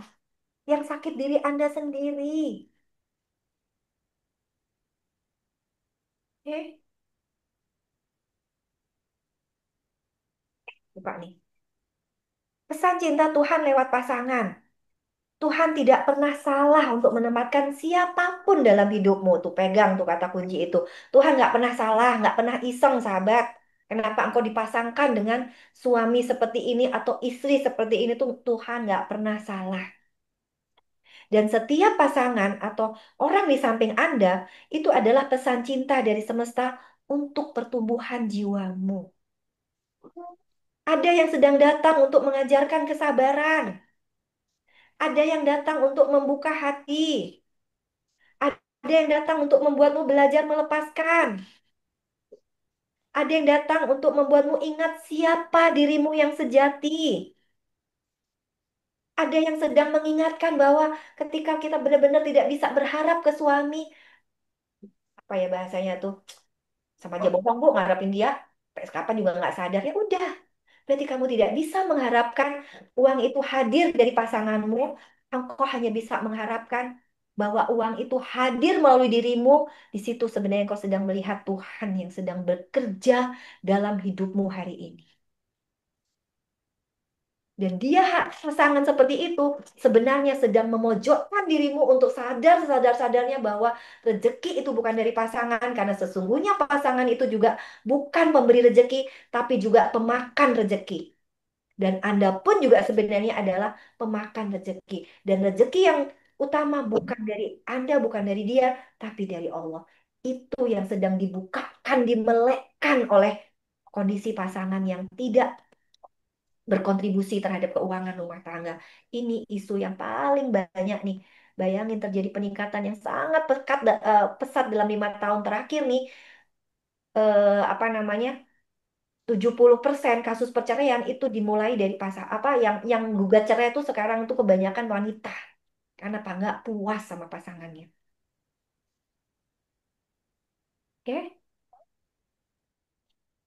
Jadi dia datang pasangan ini sedang mengingatkan Anda, siapa sih dirimu yang sejati? Dirimu yang sejati itu adalah Roh Kudus yang sedang menempati wadah ini. Ia adalah sang jiwa yang itu adalah percikan dari Allah yang sedang menempati tubuh ini. Dan cinta adalah jalan Tuhan untuk mengenal dirinya sendiri lewat manusia yang bernama suami ini. Oke?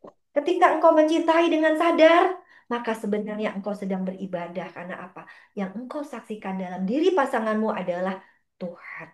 Bukan diri dia yang menyembah itu. Yang pengen kita lempari sandal itu. Bukan.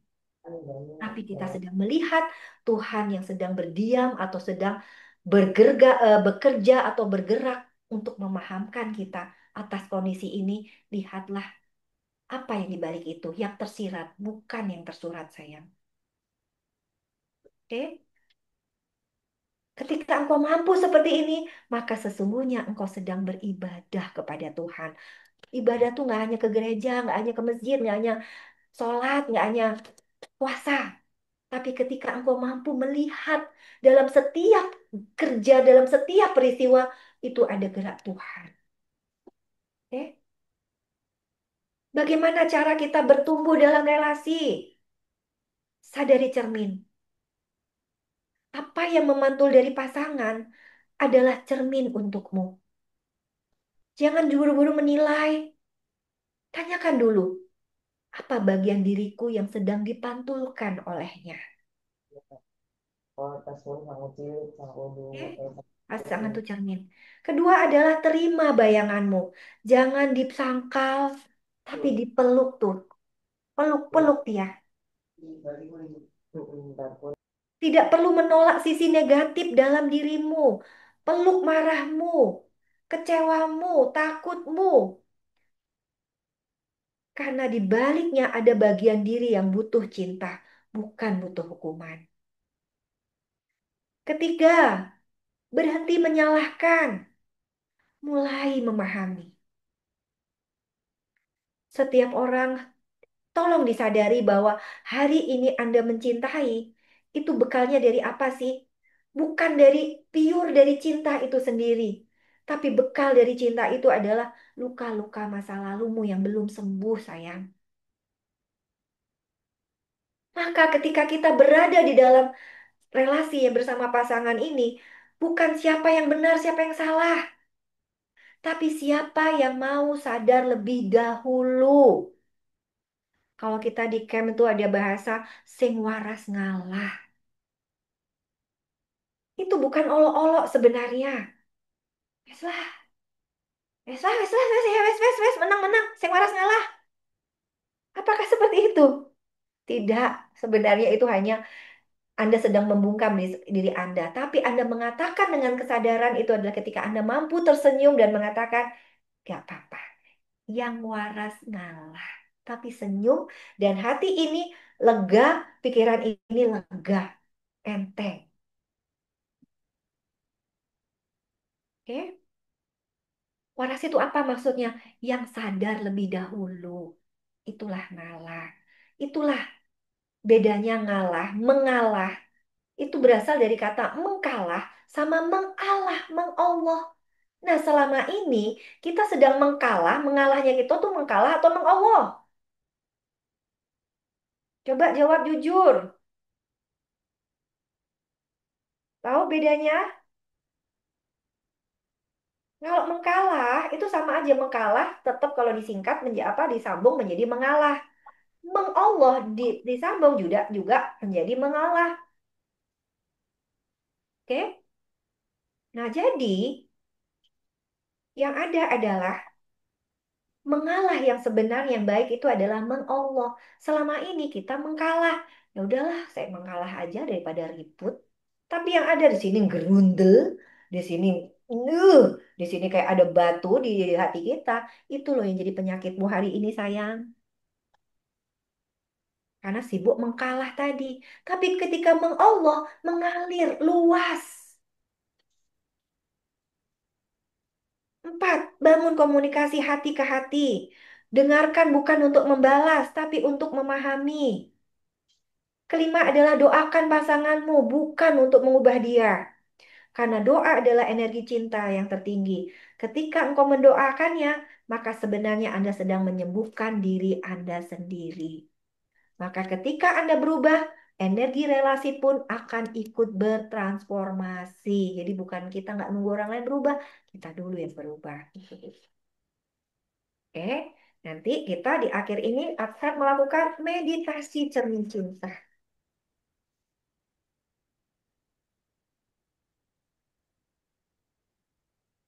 Dan sebelum kita masuk sesi meditasi, kita menanyakan tiga hal ini ke dalam diri kita. Apa pelajaran yang sedang Tuhan ingin ajarkan lewat pasangan? Coba, ada yang bisa menjawab? Bu Kasmina, dihadirkan suami seperti itu. Pelajaran apa yang sedang ibu tangkap? Tuhan tuh ingin ngajarin ibu tentang apa? Dibuka mute-nya sayang.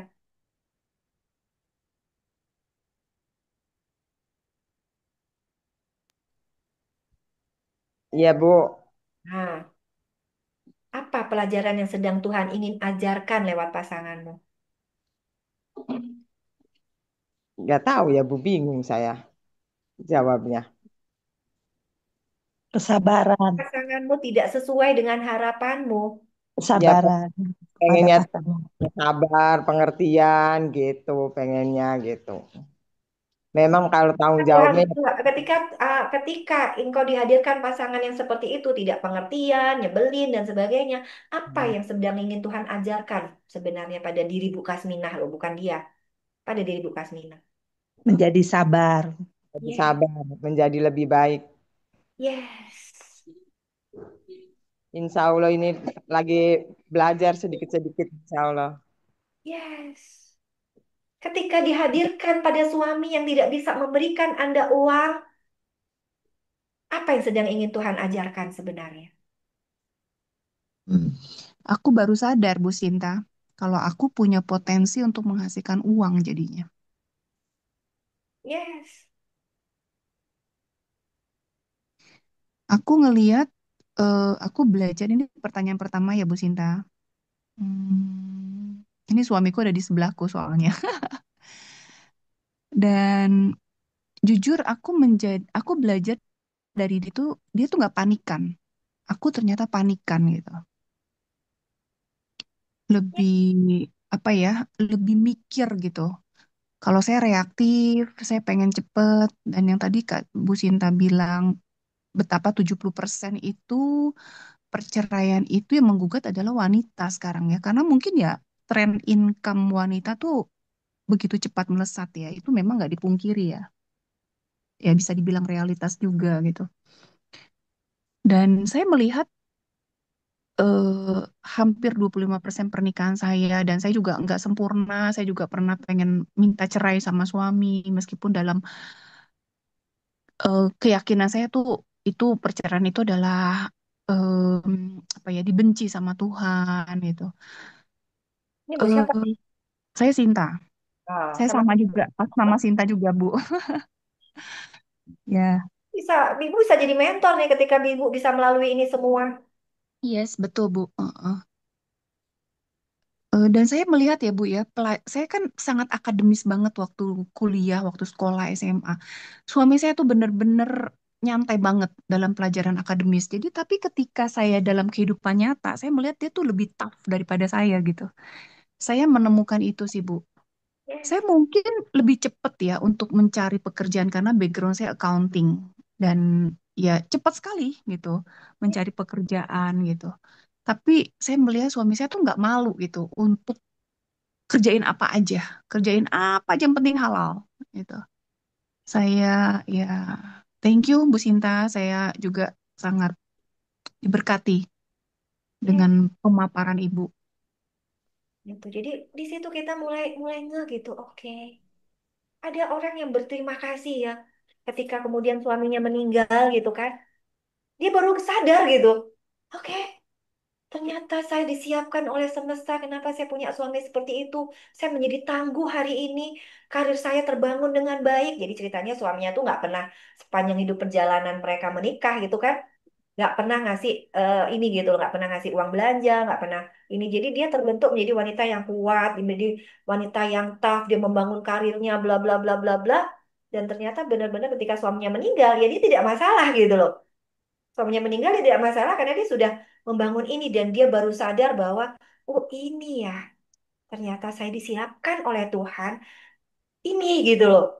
Kebayang nggak kalau saya dulu menye-menye, ungu-ungu gitu, apa suami-suami semua, terus ketika suami meninggal, betapa saya akan terpuruknya, betapa anak saya akan bagaimana gitu kan, saya nggak bekerja, saya ini hanya bergantung pada suami dan dia menangis hari itu ketika datang ke camp dan dia baru sadar di camp ternyata ini loh maksudnya suami saya meninggal lebih dulu dan menyiapkan saya dan selama ini yang saya anggap itu penderitaan suami saya tidak ngerti suami saya jahat nggak pernah ngertiin keluarga selama hidup itu uangnya tuh hanya untuk dia sendiri nggak pernah cukup untuk dia aja nggak cukup boro-boro untuk keluarga bla bla bla bla bla ternyata saya baru tersadar melek dan dia menangis di situ kesadaran itu pada saat sesi pelepasan emosi itu dia bisa melihat sosok suami ini dengan lebih baik dan habis itu langkah selanjutnya adalah step selanjutnya adalah dia menyadari bahwa ternyata rezeki itu bukan dari dia bahkan bukan dari saya tapi dari Allah sendiri yang sedang mengucurkan rezeki itu di situ saya melihat wajah Allah wajah Tuhan di dalam perjalanan saya membangun karir, membangun ini semua banyak hal-hal yang di luar nalar saya itu datang bertubi-tubi kelimpahan dan sebagainya itu bukan karena hasil usaha saya. Di situ dia melek banget. Itu sahabatnya. Jadi dan sedihnya kan kalau kalau kalau sadarnya itu belakangan gitu loh. Setelah suaminya nggak ada gitu baru sadar udah nggak ada lagi yang dipeluk gitu kan. Tidak ada lagi untuk diterima kasihin. Ayo ruang-ruang ini diciptakan tuh apa gitu kan untuk membuat kita sadar bahwa masalah-masalah kita hari ini itu juga bisa jadi itu adalah hal-hal dari masa lalu yang belum selesai. Dan ketika itu sudah kita pulihkan dengan sebaik-baiknya, maka kita akan bisa melihat sesuatu itu dengan lebih clearly. Ibarat kaca itu yang tadinya penuh dengan kotoran, debu, air hujan itu udah tersapu, sehingga kita bisa melihat jalan dengan lebih jelas bahwa dan di ujungnya sebenarnya perjalanan kita dalam hidup ini adalah engkau pulang sempurna kepada Tuhan. Dan hari ini engkau dihadirkan pasangan seperti itu adalah jalan untuk mengenal Tuhan, sehingga engkau bisa pulang dalam damai dan sukacita. Sekarang pertanyaannya mau sadarnya sekarang atau nanti di ranjang kematian? Sekarang, Bu. Insya Allah sekarang. Sekarang. Sekarang dong Bu Sinta. Sekarang Bu Sinta, ntar kalau udah kematian mah gimana? Sekarang. Yuk. Jadi kalau masih ada hal yang nggak enak, yang ngeganjel di hati, yang ina, inu, ae, o, atau hari ini Anda lihat dari diri Anda. Kalau Anda masih sakit hari ini, please, bukan dokter saja yang harus Anda cari. Anda sudah minum obat bertahun-tahun. Minum obat diabetes bertahun-tahun, minum obat hipertensi bertahun-tahun, kok nggak sembuh-sembuh? Bisa jadi bukan obat yang dibutuhkan oleh tubuh Anda, tapi Bu, baca tuh bukunya Pesan Cinta tuh. Siapa yang belum punya, tolong beli.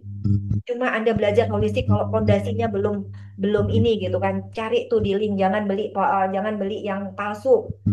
Di Shopee itu ada palsu cuma 50.000, jelek dan tidak ada energi di situ gitu kan. Cari yang asli, minta linknya sama Bu Ati. Siapa yang belum masuk grup, silahkan tuh masuk grup. Kita tiap malam tuh ada meditasi penyatuan. Itu dahsyat banget. Itu gratis. Jangan alasan apa nggak mau berubah. Habis camnya mahal, habis ini, habis itu misalkan. Kita menyediakan kok ruang-ruang yang gratis. Anda mau belajar aja. Kalau punya duit mau cepet, oke ikut camp. Mulai dari jejak jiwa. Ambil kelas jejak jiwa. Ambil sesi konsultasi. Besok hari Sabtu itu ada One Day Inner Healing. Besok ini di Elevia di Karawaci. yang nggak bisa ikut camp, bisa ikut itu 1 hari, itu ada sesi pelepasan emosi dan sebagainya. Oh, masih ada waktu nih, cuman 10 orang nih, masih ada 2 orang nih, masih kosong slotnya. Besok di Karawaci di Sekolah Jiwa Elevia. Ada banyak, kalau mau cepet ya ayo, mau private ya ayo, saya sediakan ruangnya. Mau gratis, ada. Tinggal Anda mau belajar nggak, mau ngebuka diri nggak, mau membuka pikiran dan hati Anda nggak. Itu aja gitu. Jadi perubahan itu semua harus dari dalam sayang. Jangan minta dari luar terus. Dan relasi yang dewasa bukan yang tanpa masalah, tapi yang mampu tumbuh bersama melalui masalah. Jadi jangan pikir bahwa perkawinan yang bahagia, yang ideal itu ada yang tanpa masalah. No, nonsense itu ada. Itu hanya ada di negeri dongeng atau di buku novel atau ada di sinetron tuh. Relasi-relasi yang tanpa masalah, yang setiap hari hidupnya bahagia. Enggak. Ya itu bukan perkawinan ya Bu ya. Masa lempeng-lempeng aja. Yes, tapi serunya perkawinan adalah ketika kita mampu tumbuh bersama melalui masalah itu. Habis habis ada masalah, saya yakin tuh ada tuh. Habis istrinya selingkuh, itu suaminya udah beli setan ini. Kalau kalau kalau suami selingkuh ya, perempuan tuh kadang masih punya 1.000 kesabaran gitu untuk menerima suami gitu kan, menerima perselingkuhan suami gitu kan, karena banyak yang dipikir anak lah, inilah itulah. Tapi kalau biasanya kalau istri yang selingkuh, kira-kira nggak ada dua tiga Langsung, kata kan, 1 kata langsung ditinggal pergi kan, iya langsung mental oh kan, laki. ya kan Iya, kayak gitu. Saya bilang, si laki-laki perempuan. yang saya panggil nih, hello, kita sudah Maaf, sama kalau belajar kesadaran. kalau laki selingkuh kadang-kadang perempuan mah maafin aja ya Bu. Kalau Iya, giliran perempuan yang perempuan yang selingkuh nggak ada kata dua, udah langsung 1 talak 3 langsung gitu kan.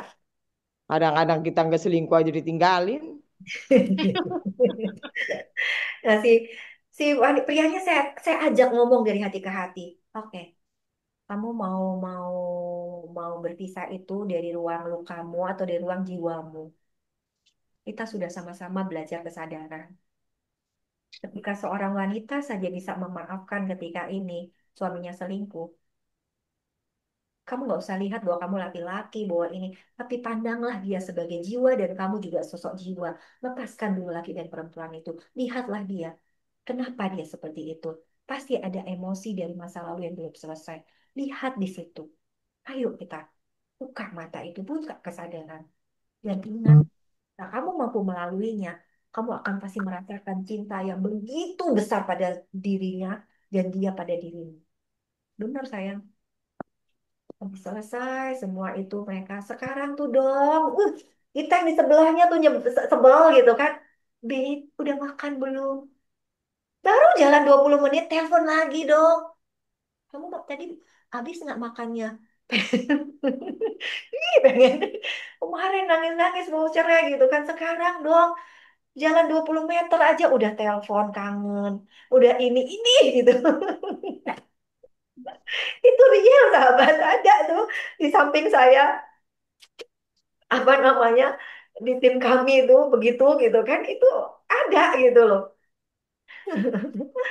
Kemarin aja seperti itu, tapi itulah saya bilang, benar kan saya bilang, ketika kamu mendengarkan jiwamu, itu jauh lebih mendamaikan dibanding kamu mendengarkan egomu, hanya menyesatkan jalanmu. Itu sayang. Oke, ketika engkau mencintai dengan sadar, engkau sedang pulang kepada Tuhan. Karena pasangan bukan tujuan akhir, ia adalah jalan menuju keutuhan jiwa. Oke?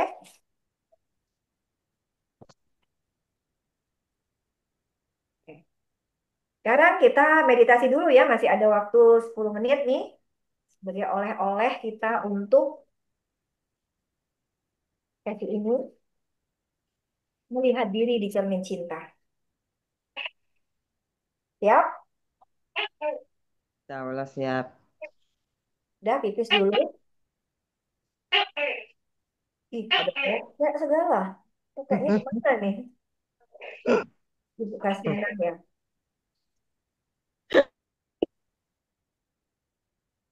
Saya apa? Soalnya ada belum? Link grup apa yang kita yang terdekat. yang terdekat.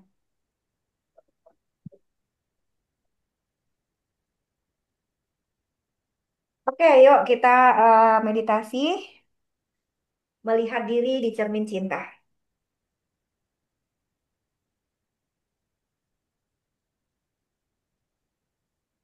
Silahkan siapkan.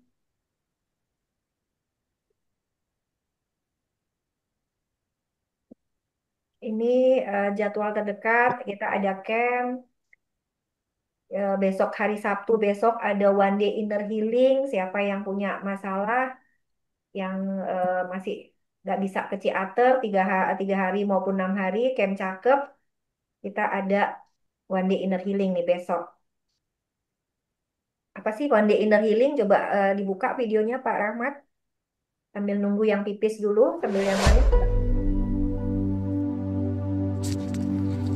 Sahabat, pernahkah engkau bertanya, mengapa Tuhan mengizinkan sakit hadir di tubuhmu? Mengapa masalah datang silih berganti dalam hidupmu? Apakah semua itu kutukan? Ataukah sebenarnya sebuah undangan cinta? Sakit, masalah, kegagalan, kehilangan bukanlah tanda bahwa Tuhan menjauh. Mereka semua adalah pesan cinta yang sering kali kita abaikan. Bahwa setiap rasa nyeri, setiap luka batin adalah pesan yang lembut, yang sedang membisikkan kepadamu, berhentilah sebentar sayang. Lihatlah ke dalam dan pulanglah kepadaku. Tuhan tidak pernah meninggalkanmu, sahabat. Ia hanya menunggu engkau untuk membuka hati agar dapat Ia pulihkan, Ia sembuhkan, dan Ia bimbing menjadi dirimu yang terbaik versi Tuhan. Dalam one day inner healing ini, kita akan berjalan bersama, menyelami jiwa. Kita akan belajar membaca pesan cinta Tuhan di balik sakit dan masalah-masalahmu hari ini. Kita akan mengenali ego yang membuat kita tersesat dan kembali kepada jiwa yang sejati. Di sini, engkau tidak hanya mendengar teori, engkau akan mengalami bagaimana tubuhmu bicara, bagaimana jiwamu berbisik, dan bagaimana cinta Tuhan merangkulmu tanpa syarat.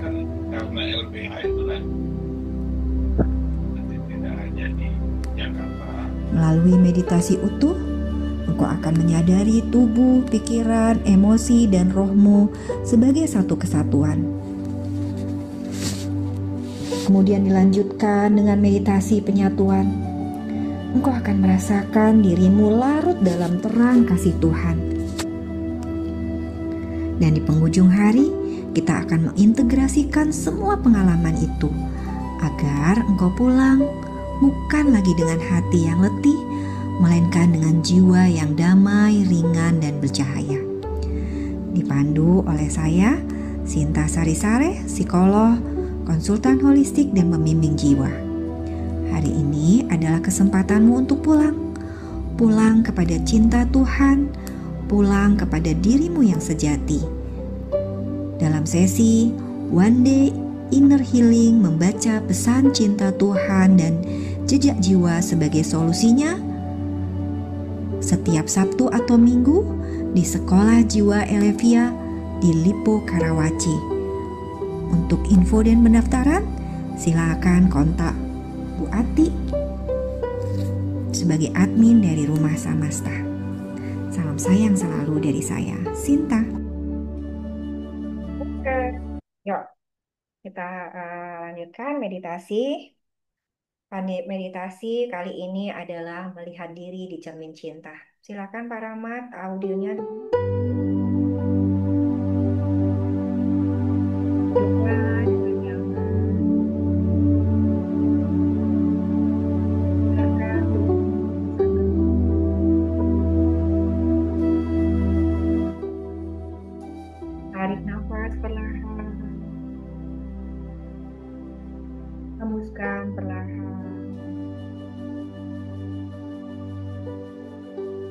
Ulangi 3 kali. Tarik nafas perlahan.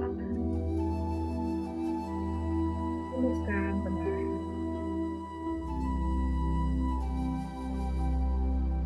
Tarik nafas perlahan. Hembuskan perlahan. Bayangkan setiap tarikan nafas membawa cahaya putih masuk ke dada.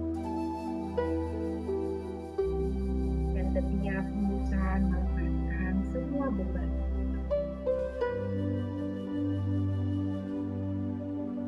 Rasakan berat tubuhmu di kursi. Dingin atau hangat di kulitmu. Biarkan nafas menjadi jembatan antara dunia luar dan dunia dalam. Untuk mata Anda, katakan pelan dalam hati. Aku aman. Aku hadir. Aku siap melihat kebenaran dan cinta.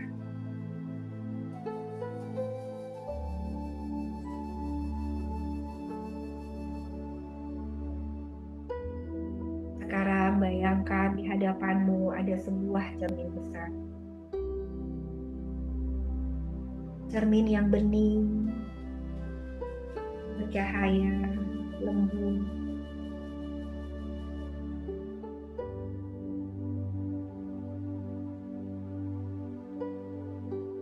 Dalam cermin itu, perlahan muncul wajah seseorang,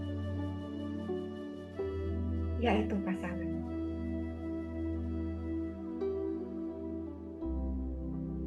Atau seseorang yang pernah begitu kamu cintai.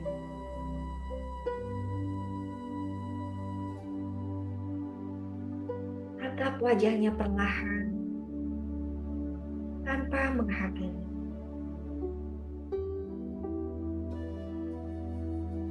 Perhatikan rasa yang muncul di dadamu.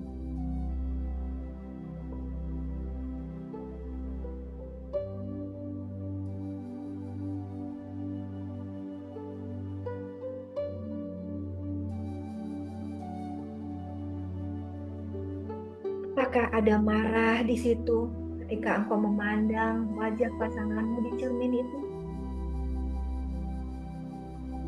Apakah ada kecewa? Apakah ada sedih, rindu, takut, atau bersyukur? Apapun yang muncul, jangan tolak.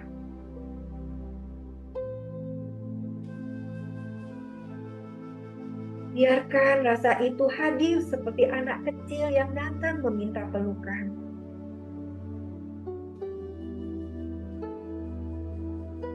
Tarik nafas dalam.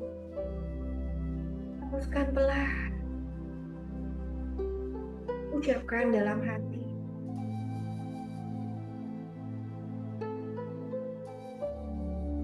Kalau perlu Anda dalam keadaan tangan ditangkupkan ke depan seperti menghormat. Menghormatlah pada sosok pasangan di depan cermin Anda. Terima kasih sudah datang. Aku siap belajar dari cermin ini.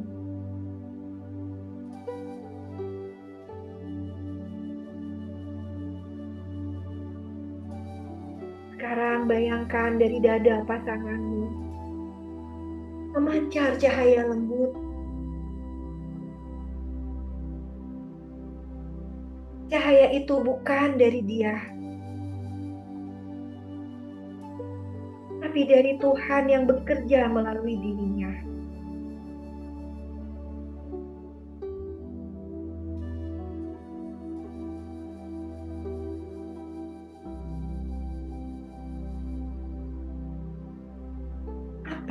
Tanyakan pelan pada sosok pasangan itu. Apa pelajaran yang ingin kau sampaikan kepadaku melalui dia ya Tuhan?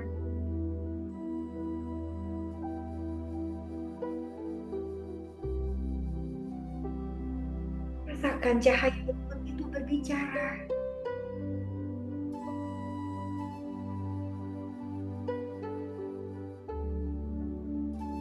Mungkin Anda akan mendengar kata kesabaran,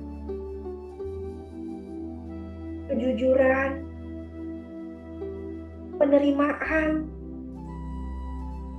memaafkan, melepas kemelekatan, menyadari bahwa engkau tidak boleh tergantung pada siapapun kecuali kepada Tuhan. Apapun pesannya, terimalah dengan rendah hati.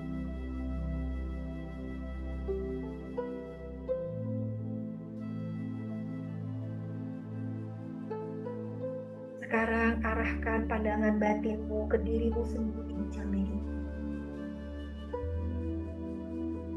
Lihat matamu sendiri.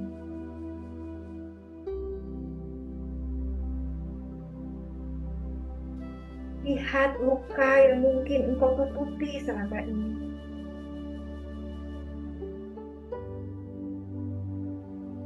Lihat bagian dirimu yang ingin dicintai, tapi sering kau abaikan.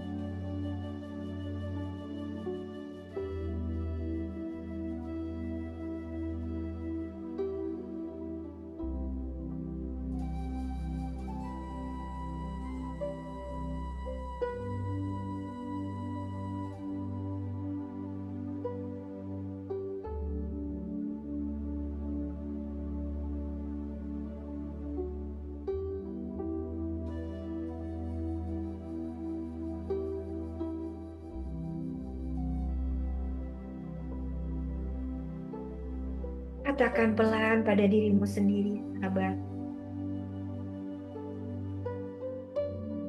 Lihatlah luka yang mungkin engkau tutupi selama ini.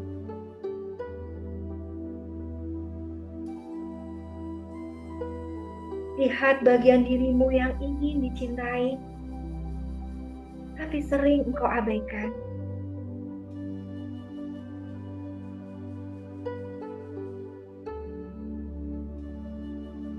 Katakan pelan pada dirimu sendiri.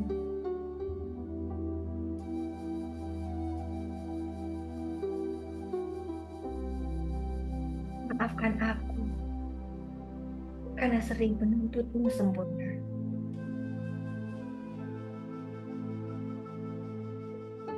Aku menerima diriku dengan semua kurang dan lebihku.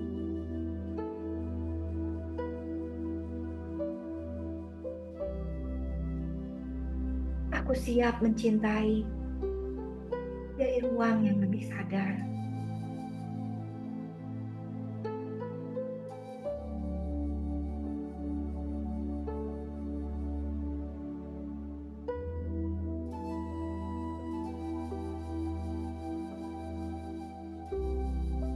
Sekarang bayangkan dari hatimu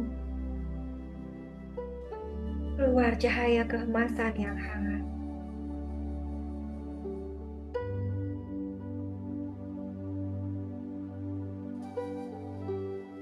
Cahaya itu mengalir ke cermin,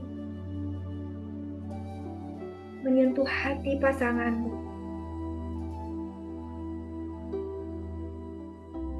Dan kemudian memantul kembali ke dirimu, menjadi satu lingkaran cahaya kasih yang menyatukan antara engkau dan dia. Engkau bisa merasakan apa yang dia rasakan, dan dia pun bisa merasakan apa yang engkau rasakan. Biarkan energi itu berputar lembut, mengisi dada, perut, hingga ke seluruh tubuhmu.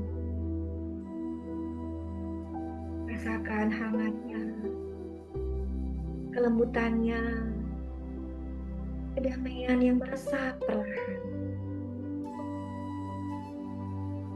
Ucapkan dalam hati, aku melepaskan luka di antara kita. Aku berterima kasih atas peranmu dalam pertumbuhanku. Kini aku memilih cinta, bukan luka. Biarkan keheningan sejenak.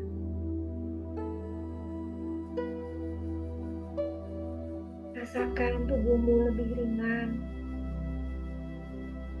nafas lebih dalam, dan batin lebih luas.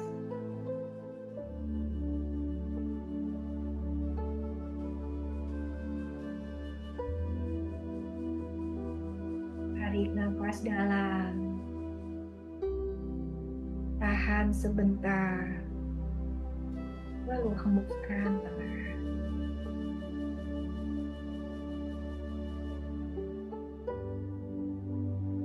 Bayangkan di atas kepalamu cahaya putih terang,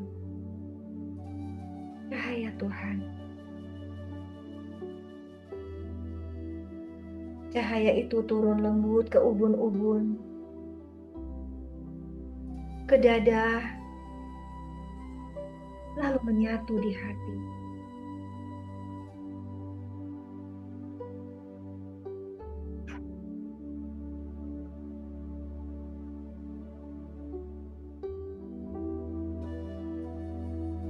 Katakan dalam hati,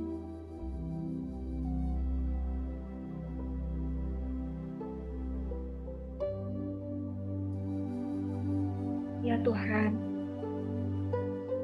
tuntun aku agar mampu mencintai tanpa takut, memberi tanpa kehilangan diri, dan menerima tanpa menuntut. Biarkan cahaya itu menyebar ke seluruh ruangan, menyentuh siapapun yang engkau cintai. Pasangan, anak, orang tua, teman, bahkan mereka yang pernah melukaimu.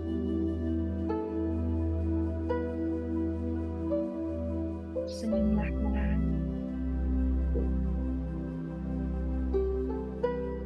dan buka mata Anda pelan.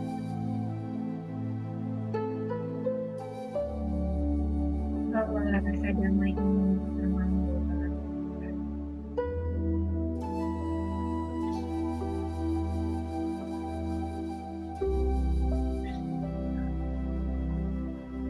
Pesan untuk dibacakan.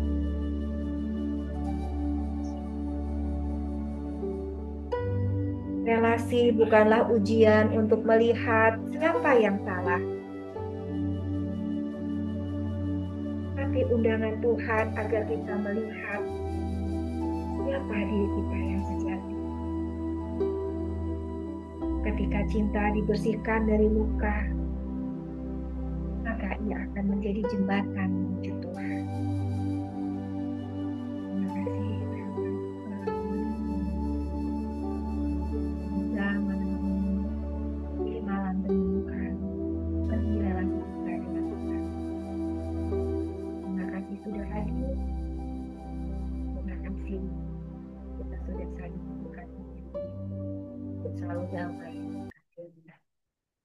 Terima kasih. Assalamualaikum warahmatullahi wabarakatuh. Salam sejahtera buat kita semua.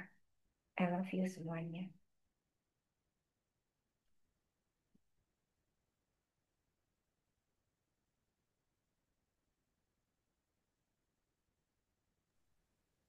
Terima kasih Pak Jarot. Terima kasih Pak Jarot. Selamat telat. I love you semuanya.